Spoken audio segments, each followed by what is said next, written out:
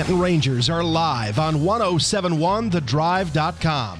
The live stream is sponsored by the 308, Bostic's Drugstore, Don's Auto Clinic and High Point Cadillac GMC, Lucky Forest Products, the Manton Booster Club, and the Wexford Misaki Career Tech Center. Now let's head to the stadium and join the voice of the Rangers, Rick Swanson. Good evening, everyone, and welcome to Manton Ranger Football. This year on 1071thedrive.com. I'm Rick Swanson. I'll be providing the play-by-play tonight. And joining me is Jordan Scheffler to offer his insight and analysis. Jordan and I did 5 games last year between Manton and the Lake City playoff run. And it's nice to have Jordan back in the booth with me. Jordan, it's the 2019 season, opening night. Opening night is always filled with excitement and anticipation. Yeah, it is extremely exciting to be back here in the booth with you, Mr. Swanson, and I appreciate you offering to have me back.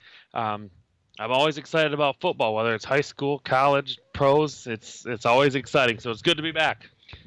This year, as I mentioned, we'll be streaming all the Varsity Ranger games for you, home and away, on the internet. So spread the word for people to go to 1071thedrive.com and click on the Manton Ranger icon, and you'll be able to get all the action on any electronic device connected to the internet, such as phones, iPads, computers, so on. So for the next 8 Friday nights at least, you can catch Manton Ranger football action right here, and if playoff action follows, we'll be there also. All games have a 7 o'clock kickoff, with our pregame beginning at approximately 6:40. Now, to start the 2019 season tonight, Manton has traveled to Johannesburg, Lewiston for a non-conference matchup. These two teams first met back in 1979. Manton won that game 14-8. Over the years, they have played each other 11 times, with Manton winning 7 of those 11. Manton has won the last 3 outings. 3 years ago, 28-24, 2 years ago, 28-20, and last year, 29-22. All good competitive games. The Cardinals of Joburg had a great season a year ago, going 9-2 overall. In fact, their only regular season loss was their opener to these Manton Rangers. They went on a 9-game winning streak, defeating Merrill in the opening round of the playoffs, and then they fell to Breckenridge in the district final 37-12. The Joburg Cardinals have had a lot of success of late, qualifying for the playoffs 8 of the last 10 years, and they've only had 2 losing seasons in the last 12 years. They're a member of the Northern Michigan Conference Legacy Division, Jordan, and they've got a little tradition going. They do, and this is a good first test for the Rangers, just like it was last year. We played a good team. We came out with a victory, and Johannesburg was able to continue to go on and capitalize on the season and have a good run. So this is exciting. This is a good place to start.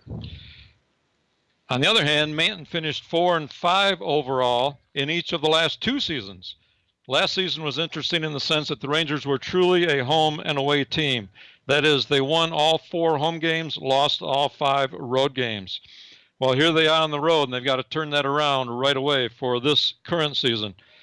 The Rangers will have to find a road to success because they also have 5 of their games this year on the road.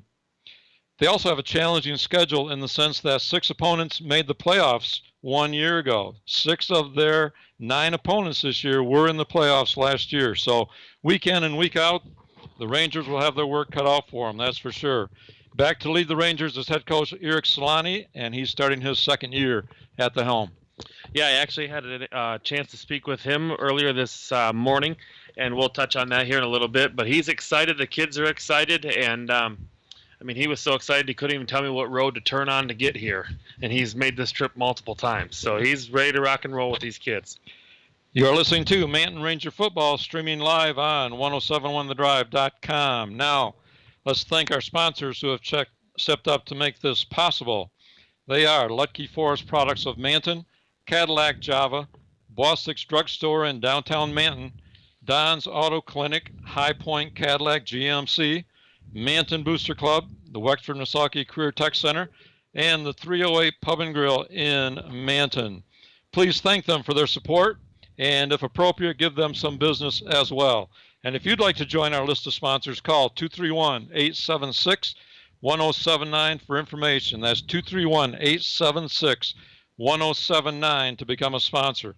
Because obviously without sponsors, no Manton Ranger football for our fans to enjoy in the comfort of their homes. Now, if you're just joining us, this is Rick Swanson along with Jordan Shepler, and we are in Johannesburg tonight for the opener of the 2019 season for both these teams. This is one of only 2 non-conference games this year for Manton, and we'll talk more about the new schedule at halftime tonight. Jordan, let's take a look at the Joburg Cardinals first. As we mentioned, a playoff team a year ago with a 9-2 overall record. Yeah, their head coach, Joe Smokovich, is in his 7th year. They always bring a physical team, and they want to win the battle up front. That's one thing we'll touch on when we go through what I had a conversation with Coach Slani. Coach Smokovich runs a great program. We don't hear much about them, but as we said, their only loss last year was to this Manton team in the opener. Then they went on to win 9 in a row. They're a very consistent program in winning seasons and playoff appearances.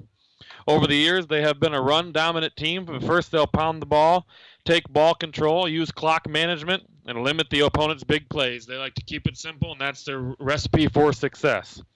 3 of their top offensive threats from a year ago were seniors and have graduated. They lost quarterback Tanner Schimmel, fullback Kevin Geriger, and tight end Tyson Clays, along with 5 other seniors.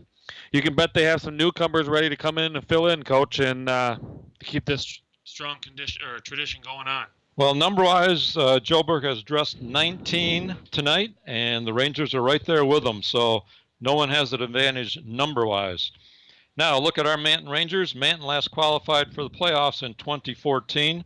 Last season started very promising as they won 4 of their first 5, but then they finished the season losing 4 straight on the road to finish 4-5 for the second straight season.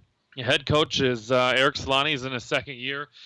We keep touching about it, but he's excited. I don't even know as if he was able to pay much attention at work today, if he was up there or not. But he's excited about the potential that his team has. Coach Solani wants to be balanced on the offensive attack with both pass and the run, but that will be dictated by how they can best attack the opponent's defense.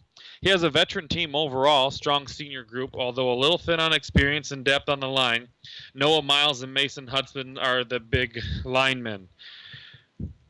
They like to do the up-tempo, no-huddle offense last year, which can possibly wear down the opposing defense as the game goes on. They have good speed and height on the outside, and he wants his team to be more physical at the point of attack, on both sides of the ball. Key new contributors, we have Caleb Moore coming up, slot receiver and safety. Jacob Rupert, who I'm really excited to see play. I watched him play on the JV squad. The kid was an animal. He's at H-back where Solani used to be. That is Trevor Solani, who we lost as a senior.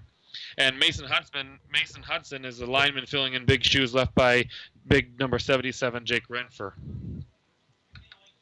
The mantra this year, expressed by Coach Solani, is one play at a time. Let's take one play at a time, do your job, and then we can move on to the next play.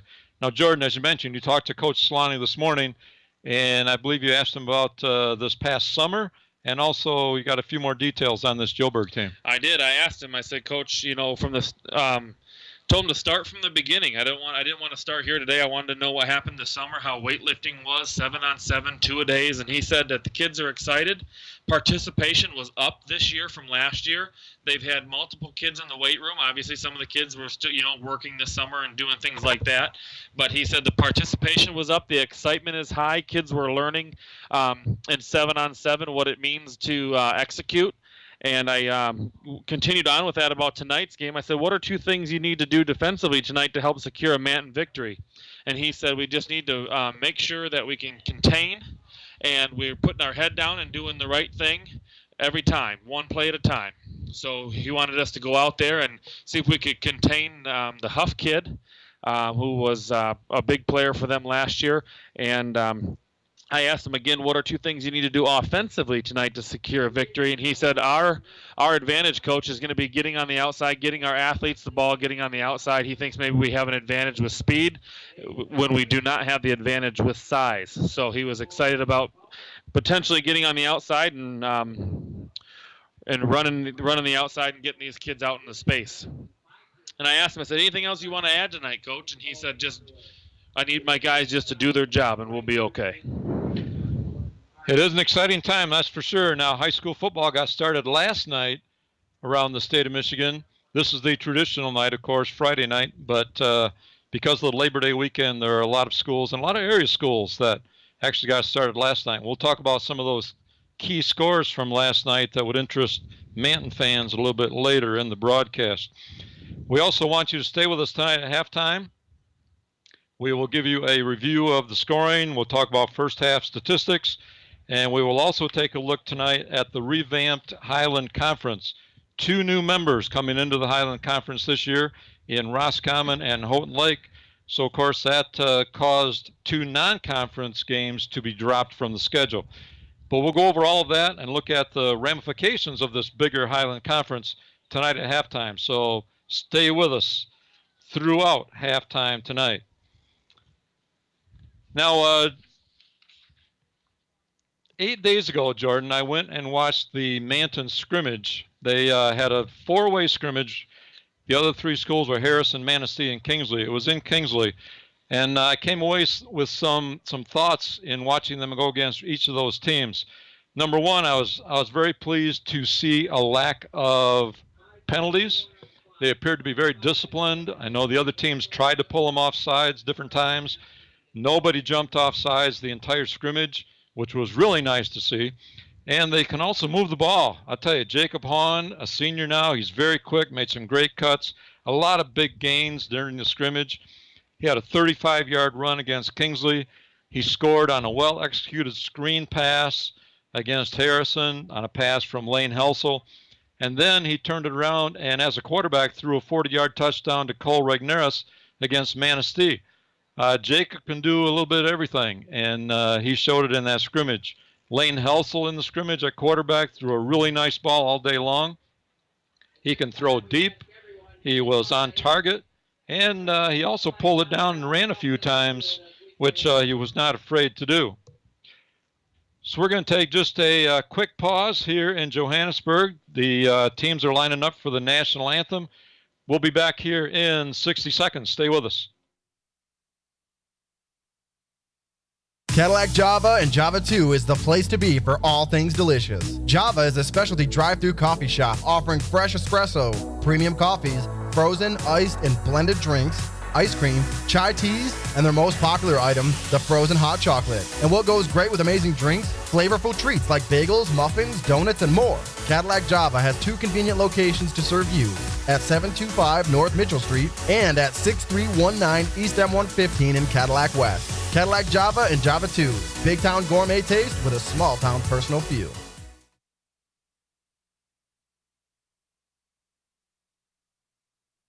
High school students are training for the jobs of tomorrow today at the Wexford Misaki Career Technical Center in Cadillac. Juniors and seniors from 12 area high schools can choose from 14 career-driven programs. Free college credit is available. Visit WMISD.org and click or tap the Career Technical Education link. See all the great programs, then talk to your student's counselor. Call 876-2200. The Wexford Misaki Career Technical Center on 13th Street across from Baker College. Proud to serve the students of Manton High School. CTC is the place to be.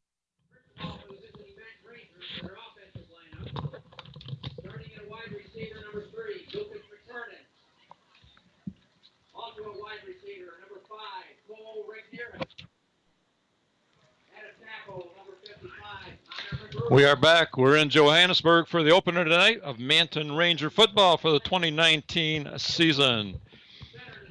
Right now, the starting lineups are being introduced on the field. And, Jordan, we were talking about the scrimmage a week ago. And the only weak spots I noticed, which Manton is certainly going to have to shore up on tonight, they were a little weak defensively up the middle at times. And against the big Sheldon Huff tonight, who's going to probably try and pound the ball, they're going to have to be tougher in the middle. And then they were a little weak defensively off tackle. Teams often got outside too easily and able to get around the end. So that was it. Otherwise, I thought Manton had a good scrimmage against some pretty good competition. Yeah, that's one thing Coach Solani did mention tonight was that, on defensively they're going to have to be, solid. They're going to have to be determined to make sure that they're closing those gaps up the middle. He said that, Joburg's going to run that T offense. They're going to pound it up the middle, pound, pound, pound. He even mentioned the kid by name, the Huff kid. And as soon as they see something where they think they can get a big game, he said, then pow, they'll punch you in the mouth. They'll get you right there. So I'm excited to see Cole Rignaris, Lane Housel play. I like to see Isaac Radin is super quick. So, just knowing what they did in the basketball season and who's quick and who's fast and who's got this the mental toughness, and it's going to be fun to take a kickoff here, Coach. We're in Johannesburg, and it's a great night for football. The wind has died down a little bit, still a little breeze going, but we've got a good crowd, great weather. Should be a great competitive game for you if the last 3 years are any indication. Both teams, of course, would love to start their seasons on a winning note, which would give them a positive on which to build as our season unfolds. You're listening to Manton Ranger Football on 1071thedrive.com, and the Manton Rangers are going to get things rolling first off tonight as they will do the kicking. The Cardinals 9-2 1 year ago, the Rangers 4-5. But one of the Cardinals' losses was to this Manton Ranger team. We're ready to get things rolling, and Lucas McKernan, the sophomore, is going to do the kicking for the Rangers, as he did last year as a freshman. So with a year's experience, might be just a little bit stronger as a kicker. We'll see as we get underway. Joburg's getting their guys out there, Coach. They had 10 on the field. Now they've got 11. About ready to put the ball in motion, left to right. Yeah, the Rangers are in their white jerseys, black pants. They're going left to right. Here's the kick taken at the 15-yard line. And working their way up to the 30, Joburg will start 1st and 10 on their own 30-yard line. Logan Finnerty on the return. Got about maybe a 15-yard return, Coach, out to the 30. And it was a group tackle there by the Rangers, and now we get a look at the Rangers defense to start the game. Yeah, I hope they can step it up, get off to a nice, strong start right from the beginning. Just underway here in Joburg, opening night for both these teams. And both teams, of course, great anticipation to see how things unfold. Right now, quarterback number 12, Preston Marlette. Just a sophomore under center. Two backs behind him. Quick handoff up the middle, and there's some running room off left tackle. And that's Logan Finnerty. Big halfback, able to pick up about 7 on the play. It'll be 2nd down 3. Yeah, big hole on the left side there, Coach. We had it opened right up. Finnerty was able to get out there, and luckily our first guy there, Coach, did a wrap up and it was able to slow him down. We got him before a long gain there. They always pack things in. They've got 1 or 2 tight ends almost on every play. They are certainly a run-first team. Again, the snap. Quick handoff again, right up the middle. This time fighting for yardage is number 1. That's Huff, who we talked about, Sheldon Huff. And he's got 1st down yardage out to the 44-yard line. So a pickup of 7, once again, 2 7-yard running plays to start the game for Joburg. Yeah, 2 hard runs, Coach. Our guys are there. They're going to take a gang tackle to bring Huff down, and that's what they did. But, they're getting 7 yards of play right now, and hopefully the Rangers can dial it in as they continue to play on defense here. Marlette under center, 3 backs this time, hands off left tackle, and gain of about 4 on the play before the Rangers are able to bring him down. Good tackle there by Rupert. He's coming from the linebacker position all the way here to the near side of the field, was able to wrap up for a short gain of about 4. Be 2nd and 6. Joburg in their red jerseys, black pants, going from right to left here in this opening quarter. Marlette again under center, 3 running backs. Handoff this time, number 36. Finnerty, again the ball carrier, down close to the 1st down. Into Manton territory, and they spot it at the about 45 and a half. And They do say a first down. Delayed there. The umpire delayed just a moment, but another first down on the run for Joburg. Yeah, Finnerty running tough up the middle and just pound football is what we've got right now, Coach. Exactly what Solani was expecting, and we need our guys in the middle to step up. Tight end this time left. Handoff up the middle. A new ball carrier this time, number 40, Austin Carroll on the carry. And gain of 1 on the play, short gain, best defensive play for the Rangers tonight. Yeah, best defensive play by far, made again by Rupert. Coach, I mentioned him before the game. He did this type of stuff out in JV. He was the defensive guy for the JV squad, and he's got big shoes to fill there at middle linebacker this year. Second down 9 for Joburg. 3 setbacks again. This time a little mix-up in the backfield as the quarterback ran into the ball carrier, but Huff got away and still picked up positive yardage. We'll give him a gain of 3 on the play. It's going to be third down and 6. McKernan and Hahn on the right side of the Rangers defense, seeking out the ball carrier, putting their head down, getting wrapped up, making a good tackle, Coach, where so far where I've seen the Rangers when they're making contact, Coach, there really hasn't been much yardage after contact. It's all happening beforehand. Right. Under center again. Handoff to the fullback. And Rangers again step up defensively. Short gain, if any, on the play for Sheldon Huff. Number 1, they do give him a yard, but it does bring up fourth down for Joburg. They are on the Ranger 39. I would anticipate they're going to go for it at this point. Although a punt would probably give them good field position. It would, yeah. I think they're going to take their chances here. They're in Rangers territory. They're lining up to go for it. That last tackle with Rupert and McKernan was a good stop on Huff. 4th and 4, just inside the 40-yard line, and they are going for it. Handoff kept this time by quarterback trying to get around the right side and brought down at about the 35. And if it's a first down, he just got it barely, and it is. First down, Cardinals on the 4th and 4. That's about what he picked up, those 4. 4, yeah. And that was it. 4 plus 1 inch to get the first down. Basically, they've been pound up the middle. They faked the dive, and he followed his other back around the right side, and he was able to get just enough. So the Cardinals have it first down on the Ranger 35-yard line. Handoff right up the middle, and we get the first flag for the evening. False start on the offense on the right side of the line, Coach. You got that right, Jordan. That's the call from the umpire, and that will cost the Cardinals 5. It'll stay first down. It'll be first down and 15. Yep, going to bring them back to the 40-yard line. They had some movement. Might have been the right guard. I couldn't see the number on that, but I know that it was up on the line. There was a penalty there, and we are going to be 1st and 15. That will hopefully give our guys just enough what they need, Coach, to get their confidence back after that short first down pickup. This is the first possession of the game. The Cardinals have already taken over 5 minutes off the clock. This time back to pass is the sophomore looking deep, and it's picked off. Caleb Moore is there, played the ball perfectly, and the Rangers come up with the interception. They will go on offense for the first time tonight.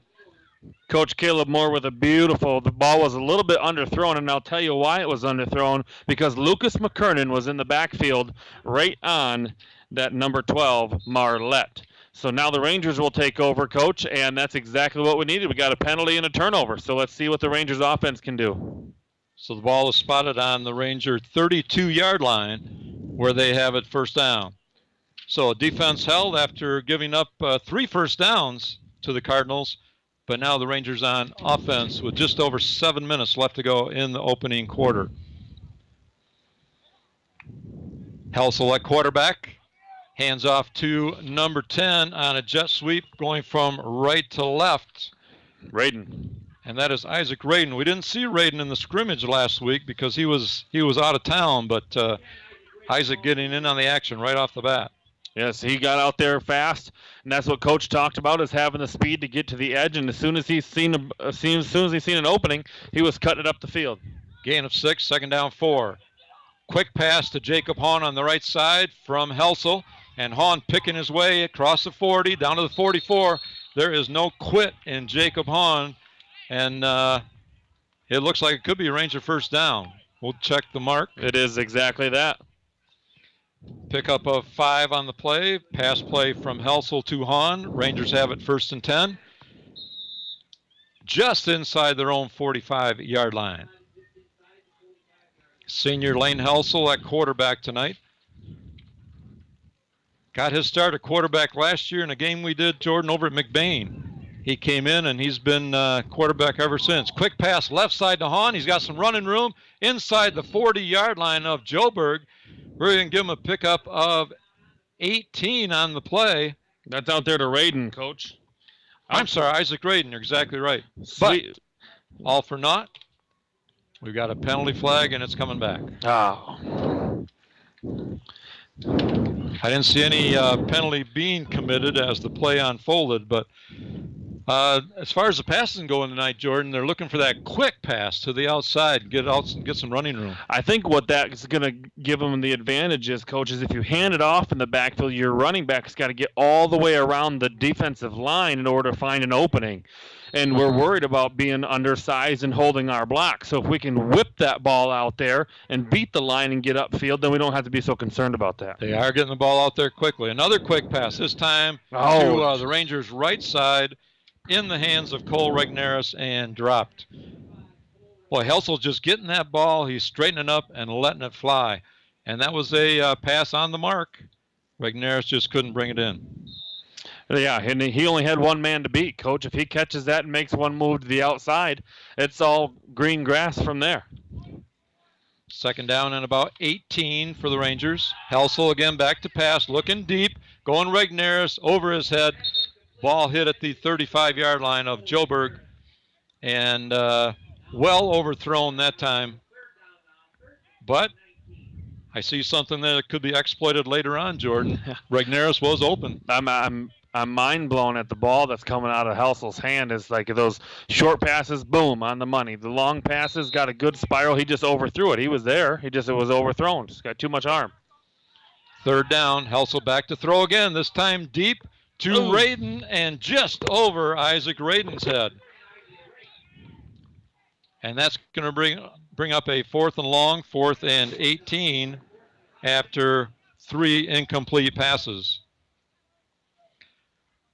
Well, Coach, on both plays that he overthrew, our guys had anywhere from 4 to 7 yards on the defense. So I think we're going to be seeing that a little bit more coming up here. Yeah, I'm a little surprised by all the passes to start with, but they got to feel things out. The punt from Jacob Hahn hits at about the 30, takes a Ranger bounce all the way down inside the 15-yard line, and that's where Joburg will take over 1st and 10 on their own 14-yard line. We've got, it looks like 3:33 left to go in the first quarter. I'll tell you, Jordan, the minute number on the scoreboard is missing so many light bulbs, it's hard to see what that number is. I was just going to say the scoreboard needs some light bulbs, doesn't it, Coach? It certainly does. I think it's 3:33. Well, I think a positive first defensive stand for the Rangers and offensive. I mean, they were able to move the ball. They had the penalty, but I mean, we weren't stuffed anywhere by any means, and we missed a couple of passes. So I think we'll be okay. Joburg packing it in tight on 1st down, and quick opener up the middle, and good yardage pickup of about 12 yards by Sheldon Huff, straight up the middle for a Joburg 1st down. Running tough up the middle, Coach. I mean, that's just smash mouth football right there. You take the ball in the backfield and you run this very first gap you see, and you get 10 to 11 yards before any contact. Yep. Yeah, that's certainly not a recipe for success right there. Quarterback takes a snap from under center. A break outside off left tackle is Austin Carroll, number 40. And he picks up about 5 on the play before the Rangers can bring him down. Brought down by Tristan Siddle. Good tackle by Siddle. He was low and he was able to wrap up. And we need to get some contact at the line. We need to get some contact at the line, slow these guys up before they get into the second line of defense. Ball at the 33-yard line of Joburg, 2nd down 5. I did read the scoreboard wrong. It's now 4:34, so I mistook the 5 for a 3. Joburg running back breaks a tackle, Logan Finnerty, and then defense catches up with him, blown dead, just short of the first down by about a yard. So a gain of 4, bring a 3rd down and 1 for the Cardinals with the ball on their own 36-yard line. They gave him his forward progress, coach. The tackle ended up being around the 35, but they've got him at the, they got the marker at the 36, almost the 37-yard line. So Rangers were able to push him back, but he had already made his mark up there close to the first down mark. And I can hear the defensive coaches all the way from across the field, coach, telling we need to execute up front. Got to step up right here and stuff it. And handoff off left tackle. Fighting for yardage out to the 40, and it's going to be a Joburg first down. Defense was not bad, but the Cardinal running back just did not stop, kept those legs churning, able to pick up a first down after a gain of 3. Trenton Lytle and Jacob Rupert there to, keep the gain short, but that's all they needed was a short gain. So we need a couple of those. We need a couple more of those to be linked together when we're in the 1st and 10, 2nd and 10 range. So Joburg again with a first down, 1st and 10 on their own 40-yard line. 3:17 left to go in the opening quarter. Sophomore quarterback under center. Handoff coming left side, down in front of us. And Ranger defense stepping up, gain tackle. Austin Carroll was the ball carrier. Ball did come loose, but whistle stopped the play. It'll be Joburg ball after a gain of about 3. Once the officials get it marked. Yeah, Coach, the Cardinals were still pushing the pile, and the Rangers on a gang tackle ended up coming out with the ball. And it was either Rigneris or Rupert who had the ball and was trying to go the other way with it. But, I can hear the coaches saying, don't stop till the whistle blows, because that's exactly what's going on that play. Is we had people stopping and they didn't, and they kept getting yardage. Ball on the 43, 2nd down, 7. Snap taken, quick handoff in the backfield, got some running room off left tackle, and pushed out of bounds by Regneris. And that was number 10, Henry Baker, getting his first call for the night. And good pickup. We'll give Joburg another first down with the ball in Ranger territory on the Manton 47. Coach, how big you think the Henry Baker kid is? Boy, he didn't look very big, but he's quick. He is a fast little kid. I bet he's maybe 5 foot, 5'2". He is smoking fast. I can guarantee he'll touch the ball again today. Taking the snap, wide run this time, trying to get around the right side, and we get a penalty flag coming in before the tackle is made. Logan Finnerty was the ball carrier, trying to get around the right end. We're going to get a face mask, Coach. Yeah, I think I caught that one myself, Jordan. I would agree with you. Penalty occurred at the 45-yard line. That's where the flag is. It is a face mask call against the Rangers, which we certainly don't need to compound the situation. Referee walking off the penalty and spots it at the 30-yard line. So Joburg 1st and 10 on the Ranger 30 with just over 2 minutes left to go in the opening quarter here in Johannesburg. Preston Marlette, the sophomore quarterback, under center. Quick handoff up the middle, bounces off one tackle, does Huff, and boy, he fights and fights. Reminds me of Jacob Hahn for the Rangers, but this Sheldon Huff, as you talked about in the pregame, Jordan, tough to bring down. He is very tough to bring down, Coach. And another thing that I'm seeing is they're carrying out. They've got multiple backs in the backfield that are carrying out their fake handoffs. We had 2 guys trying to tackle number 40, the Austin Carroll kid, and he didn't even have the ball. So our defense is, shorthanded when we've got guys that are chasing people that don't have the ball, and that's all credit to Joburg at this point. Yeah, this sophomore quarterback's doing a nice job. Under center again, quick handoff up the middle, and that was quick number Henry Baker, number 10, that we just talked about a moment ago. Getting the carry once again. Short gain, they're going to give him They're going to give him a couple. Boy, it's really close to the first down. Marker, third and real short. They're going to say 3rd and inches. We got tripped up there on the line, Coach. We are one of our guards there. I can't see the number now, 68. So we had Ethan Kuhn there was able to get an arm in and get the little guy tripped up. And so we got a real short 3rd and inches here. Marlette keeps it himself on the quarterback keep, and he's able to get a couple yards, and that'll be another Joburg first down. That's the 9th running play in this drive for Joburg, no passing. And that's kind of their formula. That's how they move the football. They have for years under Coach Joe Smokovich. We're down to under 30 seconds to go in the first quarter. Be switching ends. Ball inside the 20 now at the 17-yard line. Joburg first down. Time for that defense to step up one more time. The last drive they stopped with a Caleb Moore interception.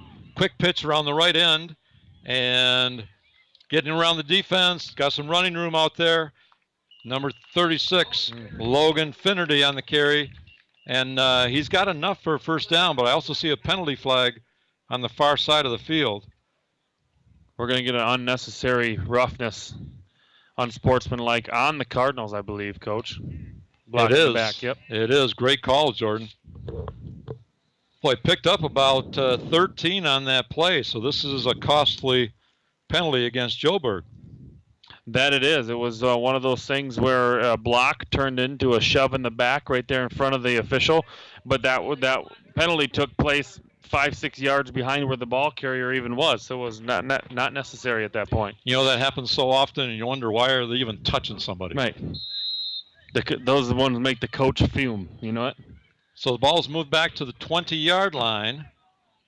Still first down, first and about 13 for Joburg. No time on the clock.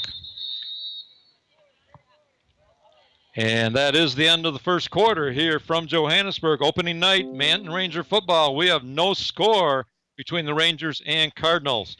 Timeout on the field. We're going to take a timeout. We'll go back to the studio, and we'll be back here in 30 seconds. Manton Athletic Boosters Club is a proud supporter of the Rangers Athletics and would like to wish the best of luck to all our fall Manton Ranger sports teams. And go Rangers!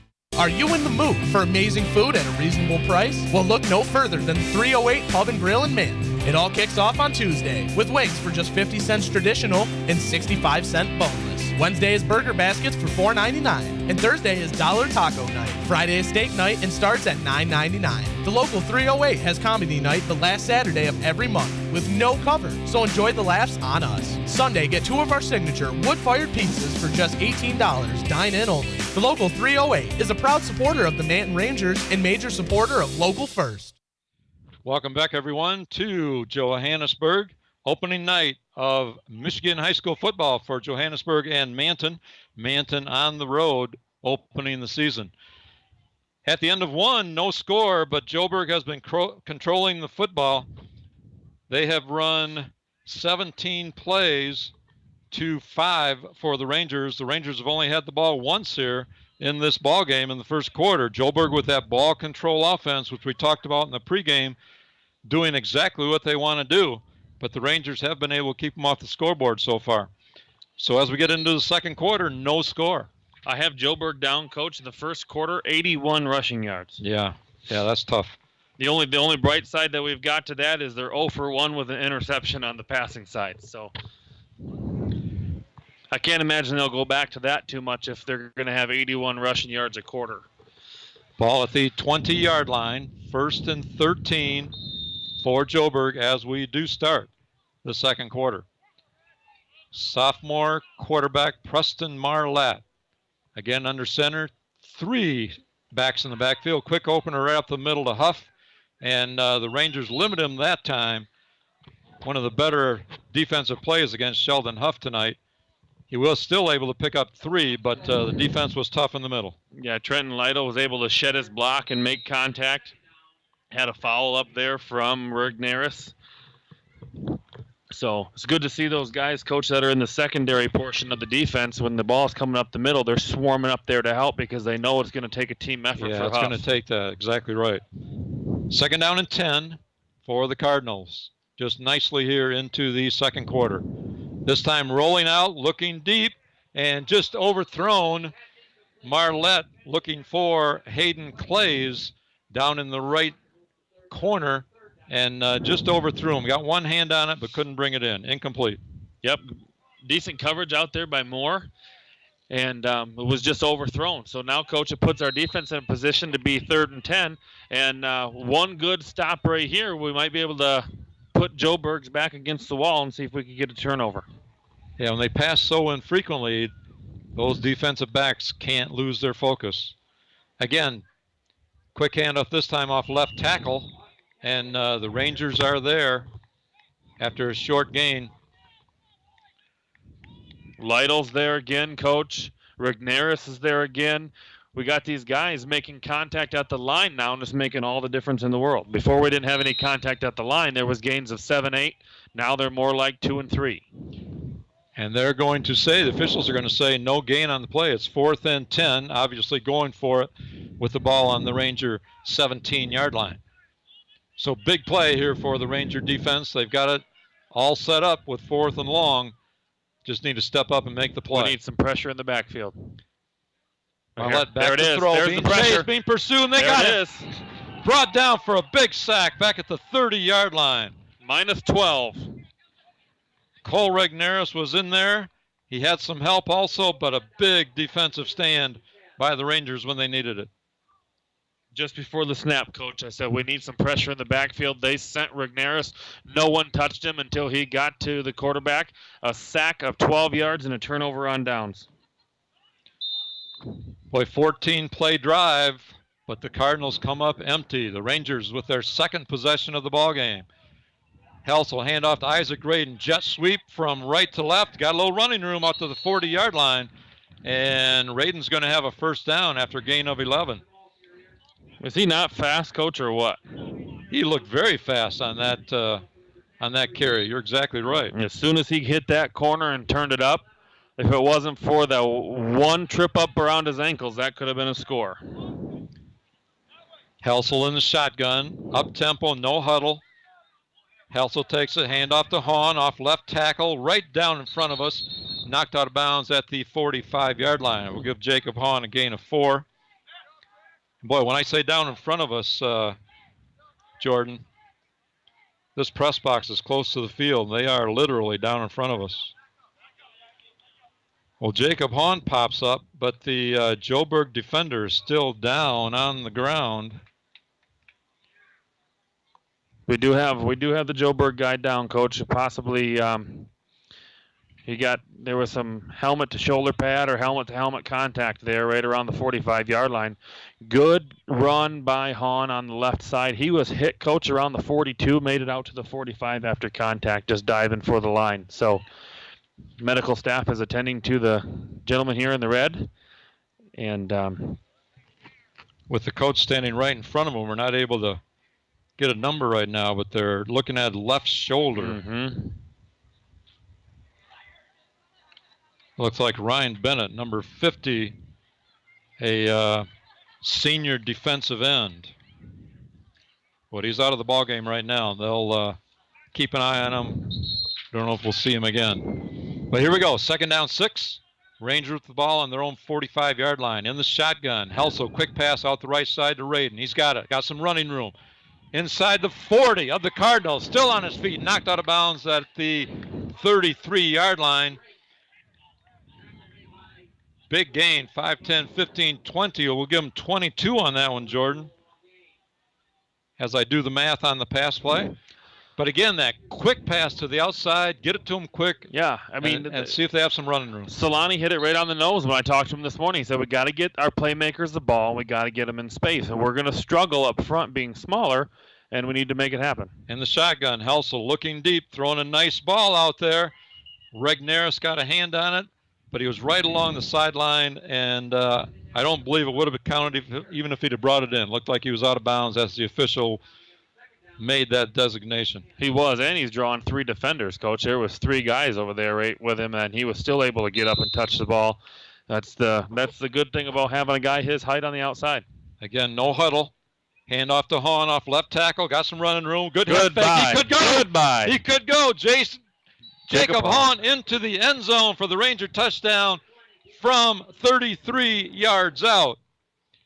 And I don't see any flags. I think it's a good one, Jordan. It's a good one. And what happened there, that was an option play. The lane put the ball in his chest and held on to it. And as soon as he seen an opening, let Hahn have it, and he only had to beat one guy. It was wide open. Awesome job by sustaining our blocks on the left side of the line, including our wide receiver out here, Rignaris. Lucas McKernan, sophomore, lining up for the extra point attempt. The snap is good. Kick is up, very high, but did not get there, and no good. And that leaves our score at 6-0 at this point. Well, timeout on the field after the Ranger touchdown. We'll take a timeout. We'll be back in 30 seconds. Lutke is the right combination of experience, service, knowledge, and old-fashioned honesty. By providing a full range of forestry equipment services through 3 strong divisions: Lutke Equipment, Lutke Hydraulics, and Lutke Forest Products. Lutke can offer their customers the very best service, price, and always top quality products from a company that knows the challenges that loggers face every day. They offer the top brands with a full line of steel products, Traeger grills, and a full service hydraulic and machine shop for all of your everyday needs. Open Monday through Friday, 8 to 5. Call 231-824-9506. Welcome back, everyone. Opening night for the Manton Rangers, and they have just put the first points on the board for the ballgame tonight on a 33-yard run from Jacob Hahn. The extra point kick was no good, and the Rangers are on top 6-0 with what looks like, Jordan, again, that clock is going to trick me. Looks like 9:41 maybe left to go in the first half. I'm not even going to give it a guess. Yeah, somebody's got to get out and replace some light bulbs. Well, the Rangers are ready to kick. McKernan will do the kicking. Ball teed up on the Ranger 40-yard line. The Rangers have hit pay dirt first, even though the Cardinals have controlled the ball in this first half. Here's the kick, short kick, high. It's going to hit the ground on the right side, and Joberg takes it and simply falls down at the 32-yard line, where they will take over 1st and 10. Only option they had, Coach, was to fall on it. It was like it was almost like a, I don't know even know what you'd call it. It wasn't an onside kick, but our guys was there almost just as fast as Joberg. We found a hole, and Exactly. That's where they put it. Exactly. The ball landed quite a ways from anybody. But Cardinal receiver able to get there, and Joberg 1st and 10. Rangers now leading 6-0. As we work our way through the second quarter. 1st and 10 from the 32. Cardinals again, Marlette under center. Quick handoff up the middle. There's some running loose this time. Huff off right tackle. He's all the way out to the 45, make it the 46 before he's brought down there by Caleb Moore. Good tackle. Caleb Moore saved a touchdown there, Coach. Good tackle by him. He's much undersized than Huff, but he was able to run him down and make sure he got him to the ground so we can keep this thing a 6-0 lead. 14-yard gain from Sheldon Huff, just a junior. Tough runner for the Cardinals. 2 setbacks this time, 2 tight ends. Marlette under center. Quick handoff up the middle, and there's some running room there. Again, it's Huff, and he picks up about 7 into Ranger territory at the Ranger 47. He's out there running with determination now, Coach. We did get some contact with him with 55 McGrew at the line, but it wasn't enough. Just one arm on the blocker and one arm on the runner, and it wasn't enough to slow him down. He got out into the secondary. He got it back into the linebackers. Yeah, you're certainly not going to bring down Huff with an arm tackle, that's for sure. 2nd down and 3, Joberg in Ranger territory at the 47. Quick handoff up the middle, and there's some running room again for Huff. He's in the secondary inside the 30 before he's pushed out of bounds. Quick openers. Those running backs are so close to the quarterback as they set up their offense. Just a quick turn, and they're handing the ball off immediately. Yeah, there's not much delay in the handoff, and I tell you right now, Coach, that Moore is holding his own out there. He's making the plays he needs to make when they getting into the secondary. We need to get the Rangers to step up at the line and start making some contact. 22-yard gain that time for Huff. Here's a handoff again to Huff right up the middle. This time he's able to get down to about the 20. We'll give him a gain of 4 on the play. But the Cardinals, as they've done tonight, controlling the ball, Jordan, moving it down the field. The Rangers have just been able to keep them out of the end zone, that's all. Yeah, these long, sustained drives are going to start playing a role here shortly, Coach. I'm concerned that we need to step up and make sure our guys are getting stops and not letting Joburg have the ball for 8-9 minutes at a time. 2nd down and 6 from the Ranger 20. Marlette under center, 2 setbacks this time. Quick opener to Huff up the middle, jumps outside, and brought down on a leg tackle by Moore. But showed a little quickness there, hit the hole, and then bounced to the outside. And Huff was able to pick up enough for the 1st down and some yards to spare. The Cardinals are loving the right side of the line, Coach. I think they got some of their bigger guys, their more experienced guys on the right side of their line. And they're wearing down one side at a time. They're wearing it down, and it's starting to show. They're getting down there where they need to be, down close to the goal line. Yep, 1st and goal for Joburg inside the 5. Handoff to Huff again. Trying to go off right tackle. This time the defense is there, and a penalty flag comes in. And still, Huff battling. Both teams pushing from each side into the end zone. Just would not go down. We're going to have to see what this penalty is. That's so far down on the right side of the field, I can hardly get my head out there to see. Huff took it in from 4 yards out. The call is against the Rangers face mask, and they'll decline it and make it a touchdown. We just haven't gotten any indication from the umpire yet. Can it be assessed on the kickoff, Coach? Here comes the call. Touchdown. And it was declined, and the touchdown is good. So that's going to tie us up at 6 on the 4-yard run from Sheldon Huff. And now the Cardinals will try their extra point to take the lead. Lining up for the kick is Henry Baker. The kick is up and good. And Joburg jumps out on top, 7-6.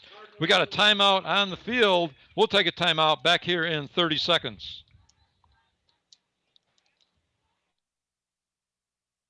Bostic's Drugstore in Manton is your locally owned pharmacy. You can count on Mike and his professional staff to take care of all your prescription needs with a personal hometown touch. You'll get a comprehensive medication review every time you pick up a prescription. Bostic's Drugstore accepts most insurances and administers flu and shingles shots with a prescription. They're also your home for Manton Rangers and locally made Michigan apparel, plus cards, gifts, and toys. Stop into your friendly hometown pharmacy, Bostic's Drugstore, on Main Street in Manton, or call 231-824-6465. Welcome back, everyone, to Joburg. Opening night, Manton Rangers, Johannesburg Lewiston Cardinals. And the Cardinals have just put their first points up on the board. Their extra point kick was good, and they lead the Rangers 7-6. Well, after a scoreless first quarter, Jordan, we've had 2 quick scores here in the second quarter, one from each team. Yeah, things are picking up. They're trying to figure each other out and start making some progress. And I think it's pretty clear, Coach, that Joburg is going to drag it out and run the ball, and the Rangers need to get the ball in the air and use their speed. So I guess it's going to be a different styles, and we'll see who comes out in the end. Definitely different styles. In fact, you took the words right out of my mouth. The Rangers are looking tonight like a quick strike offense, looking for the big plays, and Joburg is just going to grind it out, try and take the ball methodically down the field. So with 7:37 left to go in the first half, 7-6, Joburg on top, and they are ready to kick off to the Rangers. I can tell you the clock says 7:37. Good. It's the only time we'll be able to read it. Kick taken by Regneris at the 28. No blocking there, and he's brought down after a gain of a couple at the 30. It'll be Ranger 1st and 10 on their own 30-yard line. He was just boxed in that time, Jordan, by about 4 Cardinal defenders, and there was no place for him to go. Yeah, and he had a delay also. He had a delay. The ball bounced in front of him, took a high bounce. He had to wait for it to come back down to him, and that was the defenders was able to get around him. But we got the ball back. The sun's starting to set. There's not much. There won't be much sun in the eyes out there now. Things are going to start cooling off, and we'll see if the Rangers can stay hot. Helsel in the shotgun, gets it out quickly to Radin. Got a little running room, trying to get away from a tackler, but brought down after a gain of about 5. Again, the Rangers trying to get the ball quickly into the hands of their receivers and see if they can make something happen in space. Gain of 5 on the pass play. Again, no huddle. Rangers trying to keep the up-tempo going. Spread wide left in the shotgun. Helsel. Hand off to Hahn. Nowhere to go as he went left. Now he's going to cut it back to the right. And finds a little running room going all the way back across the field for a short gain of 3. But we've got a penalty flag down in front of us. We're going to have a hold. And the call is a hold against the Rangers. Here in the second quarter, Rangers going from right to left, Joburg going left to right. We got Parker settled at about 6'3", 6'4", going against the short Baker. Baker got around him, and he decided to hold on to him so he wouldn't get to Hahn. So the official's seen it. We're backing up, and we're going to try her again. Still walking off yardage back to the 22-yard line. So it's going to be second and about 19 for the Rangers. It should be first down, Coach.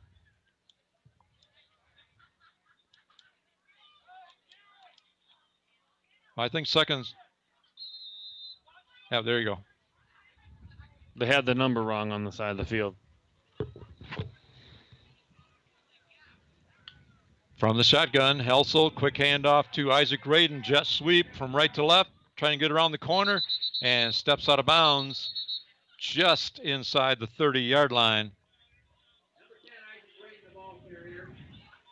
Just ran out of real estate that time, and the out-of-bounds line was as good a defender as Joburg was. Yep. Little Henry Baker, number 10, run him out of bounds there, but we had a few more yards of width. That could have been something. Did get a gain of 10. As we said earlier, Isaac's got some speed. If he can get the ball in space, they also try to get it to him on the pass. Here's a handoff to Hahn. Caught in the backfield, gets away, tries to make something happen. And still fighting. And he takes the whole pile with him out over the 35-yard line to the 36. Stopped for really no gain, but able to make a 4-yard gain out of nothing. Just by sheer determination. Jacob Hahn. Jacob Hahn running just like the number 1 from Cardinals, Huff. Taking the pile with him if needed. Exactly. 3rd down and 6. Now for the Rangers. Big play. I have to believe if they didn't make this, they would be punting because they're on their side of the field. Penalty now on. we get a penalty. Penalty on Joburg's coach.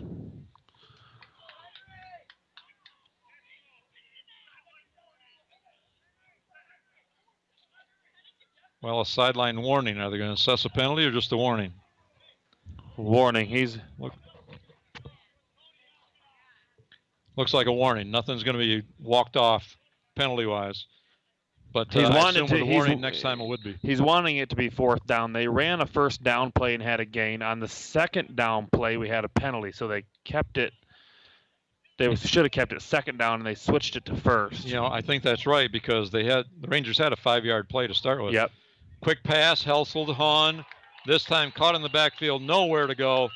Cardinals, boy, they caught that one before Jacob got any room to run. Yeah, they met him there at the original line of scrimmage. It's going to be a loss of about 5 on the pass play, and that will bring up 4th down. They're sending Rupert off the field, Coach. He lost his helmet on that last play, and he has to sit at least 1.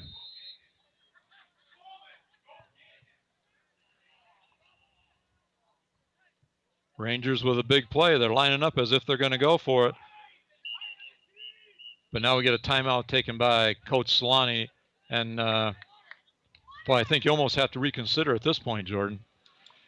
The ball is on the Ranger 30-yard line. It's fourth and about 10. With 5:12 left, I think we would have to put the ball in the air. And Rangers take a timeout. Well, stay with us at halftime tonight. We will go over the scoring of the first half. We'll have first half statistics. And we're also going to take a look at the revamped Highland Conference with 2 schools becoming new members of the Highland Conference, which changes the schedule of all conference teams because now there will be 7 conference games instead of 5. So every former team in the conference had to drop a couple of their non-conference opponents. But we'll talk about how that affected the Rangers also coming up at halftime. I don't mean to listen in on the Joburg coach, but he's trying to figure out, asking the booth how much time's on the clock because they can't read it either. Yeah. He said 4 more weeks they're getting a new scoreboard. Oh, boy. Won't do us any good, but the Rangers are deep to punt. Snap is good. Hahn with the kick.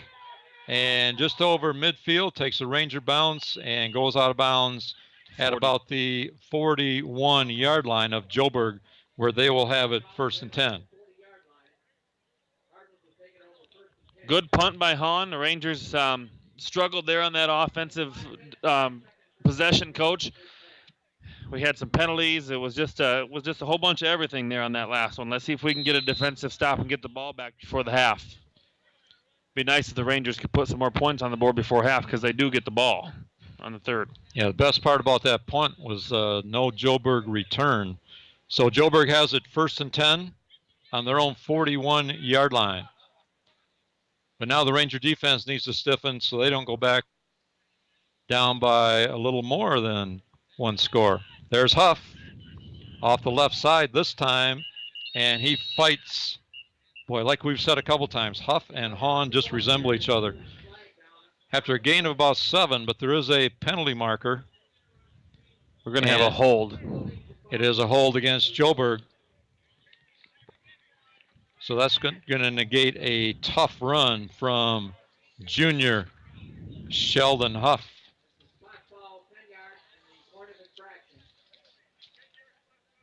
Officials walking off the yardage. It should still be 1st down for Joburg, but now back at the 33-yard line, Joburg's own 33. So it looks like 1st and about 18. Yeah, this is our best chance, coach, to get a good stop on 1st down, make it 2nd and very long, and force them maybe to become passing team. Under center, quick handoff, and boy, it looked like could have been a face mask, but I don't see a flag out. And there it comes. Brought down at the 42.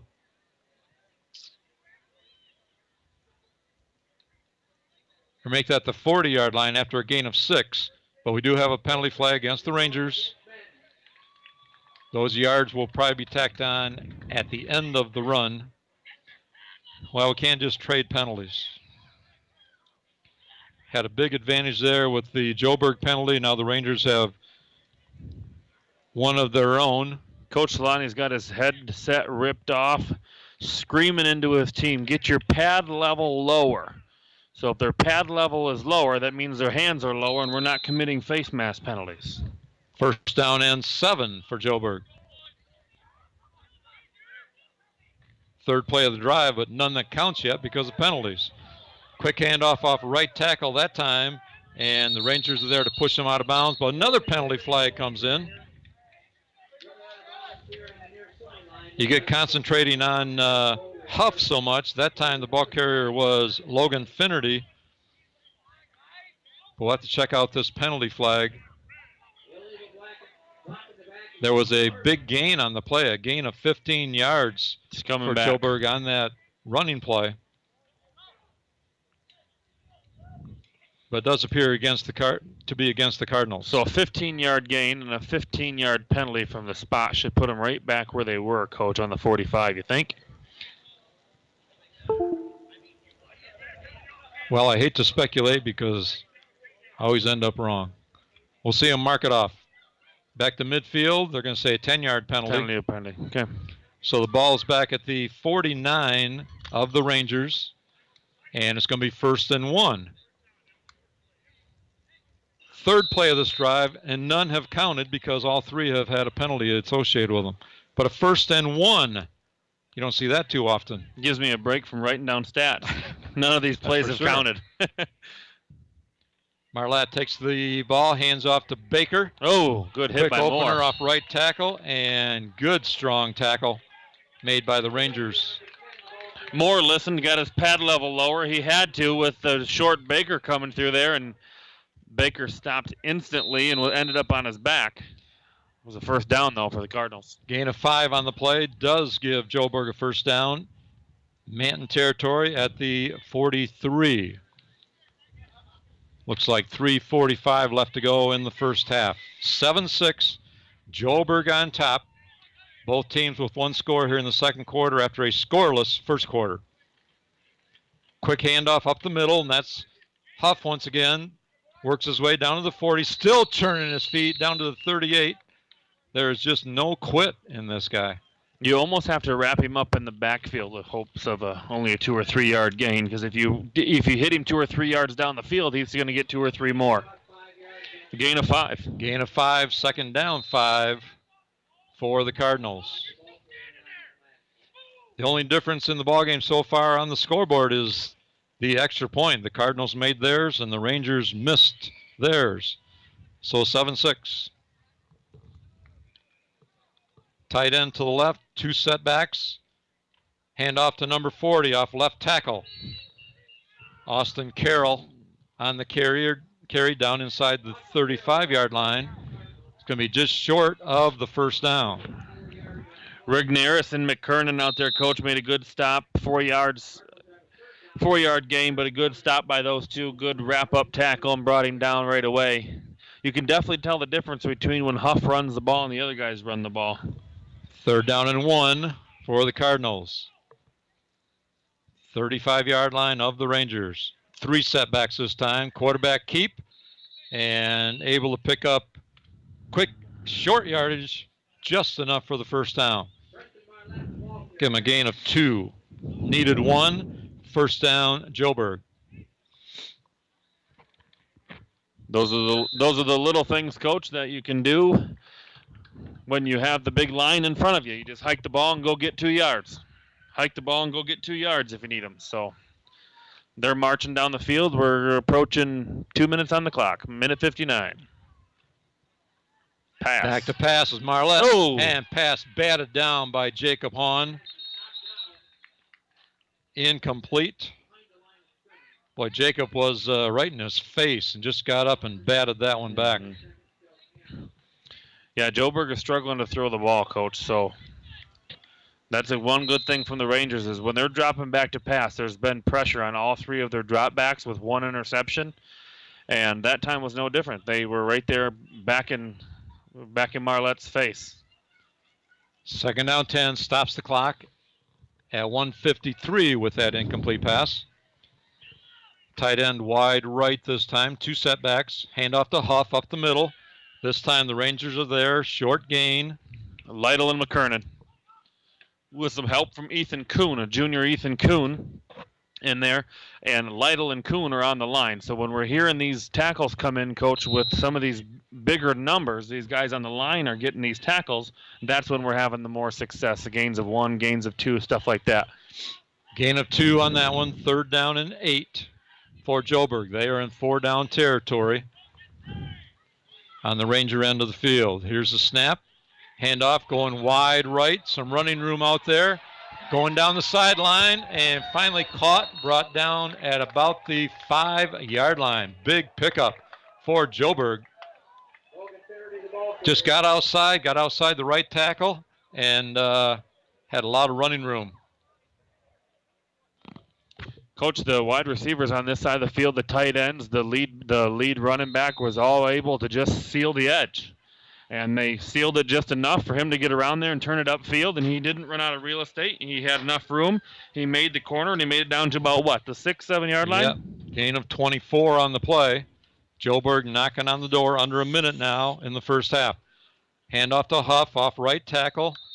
Gets down just inside the 5. Give him a gain of 2. It is 2nd and goal from the 5-yard line for Joburg.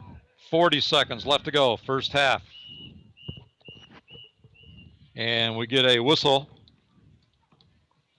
Timeout Rangers. We got a timeout as Rangers are trying to make a substitution, and I don't believe they thought they'd get the players off the field soon enough before the snap, and the Rangers take a timeout.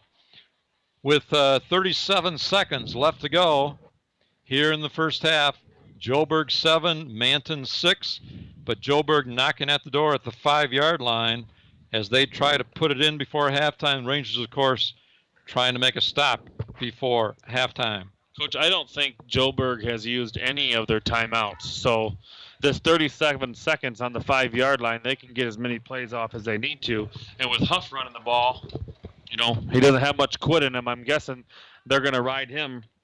And why not? Right side of the line or up the middle? I'd say that's a pretty good strategy from the Joburg side. We're ready to go. 2nd down and goal to go, Joburg from the 5.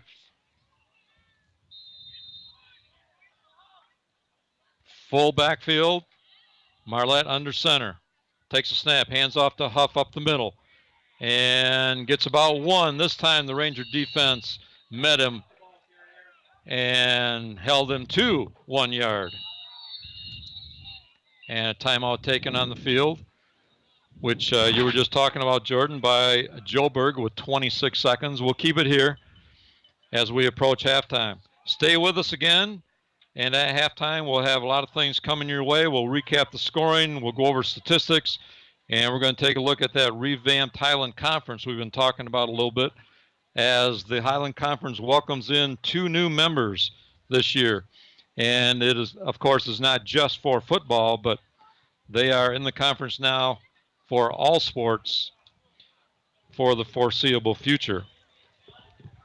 When we touch on that, Coach, we'll touch on it, and let's be sports specific about it, because there's sometimes like Roscommon last year or a couple of years ago were like 9-0 in football, so that was a good program, but their basketball has, their basketball is not maybe up to this quite to the par of their football team. But what's it do for track? What's it do for baseball? It's going to affect everybody across the board, Exactly. Well, here we go. 26 seconds left to go. 7-6. Joburg on top. Ball at the 4-yard line. Keeper this time by Marlette, trying to get off the right side and able to take it in himself. Sophomore quarterback Preston Marlette into the end zone from 4 yards out to put Joburg up 13-6 with extra point coming. He was able to follow. He faked the handoff to Huff, followed Huff, followed Carroll, and had those blockers in front of him, Coach, and they paved the way. Number 10 again, Henry Baker, lining up for the extra point kick. Here comes a snap, a high snap, and low kick. The kick is no good, leaving our score 13-6, Joburg on top. Again, let's keep it right here. We are so close to halftime, just 21 seconds left. And Joburg will be kicking off. Rangers don't have really any time to work. It'd be great to have a run back of some kind here to make at least one play or two plays a possibility of scoring. Coach, we'll come up with something as far as, Lane Hassel being able to throw the ball. We've seen it on the first possession of the game where he was overthrowing our guys that were 30 yards down the field. Exactly. So if we've got guys with speed that can get behind the defense, I think, maybe Joburg will have a prevent defense going, but I still think we can pick up some chunks. Yeah, I wouldn't be surprised to see a lot of throwing in the second half for the Rangers. So Joburg lining up to kick off after scoring their second touchdown of the night. Henry Baker Jr. teeing it up. And deep for the Rangers, number 1, Caleb Moore. And is that number 10? Standing sideways to us? No, 5. Cole Regneris, also deep to receive the kick. And here it comes. Goes to Caleb Moore at the 20. 25 is at the 30, looking for some blocking. And brought down there. So a return of 10 yards to the 30-yard line. And only 14 seconds left. So we'll see if the Rangers want to do some kind of trick play or throw it deep, just what the situation might be. But you got 14 seconds to try and do something. And one timeout. From their own 30, Helsel in the shotgun. Spread formation both ways. He's looking deep to Isaac Raiden. He's got it in Joburg territory inside the 40 at the 37-yard line. 8 seconds, 8.1 left. Raiden was out there able to get under it. No defenders around him. None close enough, and he was able to corral it. 33-yard gain on the pass play. They're winding the clock. This could be it. Helsel in the shotgun. And it's not going to be it as we get a stop in the action and timeout called. So Coach Solani may be realizing this is going to be it. They're probably not going to have time for another one. Calls a timeout, knowing that they have to go for the whole ball of wax here with just 2.6 seconds left in the half. Yeah, he was hoping his guys was going to get up there because high school rules is the clock stops on a completed pass play until the ball is set, and then the official winds the clock. So he was hoping that when the winding of the clock started, his guys were able to snap it right away, coach, and save the timeout. That was not the case. So he was upset that they weren't fast enough to the ball, and he had to burn a timeout. Although 8 seconds and you got to go 35 yards, it's going to take that long for your guys to get downfield. That might have been the last play anyways, but he was trying to sneak 2 in. Yeah. Barring a penalty, it probably would have been the last play. So the teams are back, ready to go. This one's going to go up top to Rigneris. He's got the little Baker kid on him. My prediction is going far side of the field to Rigneris on Baker. Definite height advantage over there. From the shotgun, Helsel looking downfield. Lets it fly. Oh, pass interference. That could be a penalty. It is. It is. Pass interference at the 10-yard line. Isaac Raiden was inside the 10-yard line and looked like he had a chance to make the reception, and Joburg knocked him down. He would have made the reception. That's why the guy grabbed him. He had no other option. It was,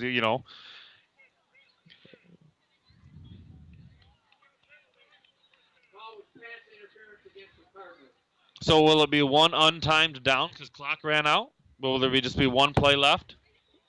Well, barring a defensive penalty? It's not a spot foul like in the NFL, so they're going to come back to the line of scrimmage, walk off the interference penalty, and the Rangers will get one more shot at it. They should have a shot at it from about 22 yards out. That's exactly where they mark it, from the 22. Rangers with another shot. No time on the clock. I think you got to go Rigneris. He's 6'4" on 5'2". Helsel back to throw, looking to the right. It is Rigneris, goes up, Oh! and had the ball in his hands, knocked out. He was in the end zone and actually ended up being intercepted by Joburg.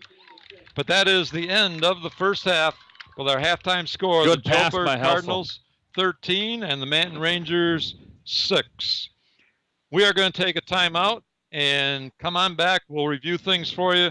We'll be back in 2 minutes. Cadillac Java and Java 2 is the place to be for all things delicious. Java is a specialty drive-thru coffee shop offering fresh espresso, premium coffees, frozen, iced, and blended drinks, ice cream, chai teas, and their most popular item, the frozen hot chocolate. And what goes great with amazing drinks? Flavorful treats like bagels, muffins, donuts, and more. Cadillac Java has 2 convenient locations to serve you at 725 North Mitchell Street and at 6319 East M115 in Cadillac West. Cadillac Java and Java 2.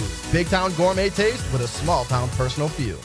High school students are training for the jobs of tomorrow today at the Wexford Misaki Career Technical Center in Cadillac. Juniors and seniors from 12 area high schools can choose from 14 career-driven programs. Free college credit is available. Visit WMISD.org and click or tap the Career Technical Education link. See all the great programs, then talk to your student's counselor. Call 876-2200. The Wexford Misaki Career Technical Center on 13th Street across from Baker College. Proud to serve the students of Manton High School. CTC is the place to be.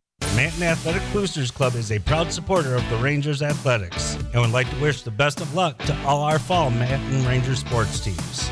And go Rangers!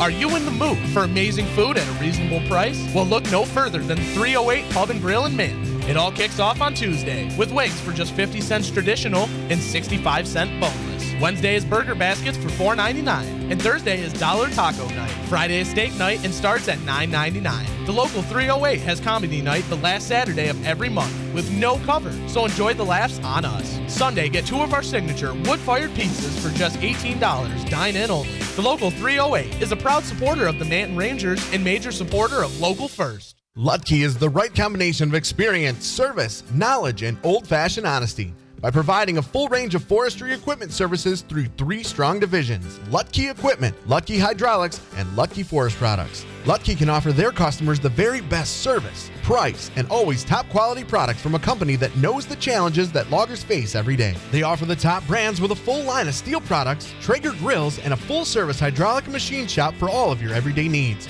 Open Monday through Friday, 8 to 5. Call 231-824-9506. Welcome back, everyone, to Manton Ranger Football on 1071thedrive.com. This is Rick Swanson along with Jordan Shepler from Johannesburg. Opening night, where our halftime score is 13-6 with Joburg on top. Let me go over the scoring for you first in case you joined us a little bit late. In the first quarter, no points were put on the board, with the first quarter ending 0-0. But in the second quarter, things lit up a little bit. First score came from the Rangers on a 33-yard run from Jacob Hahn, and the extra point attempt was no good. The Rangers were on top 6-0 with the first points of the ballgame. On the very next possession, Joburg was able to take it 68 yards, and final 4 yards pushed in by Sheldon Huff, the tough junior running back for the Cardinals. Their extra point was good, and the Cardinals led it 7-6.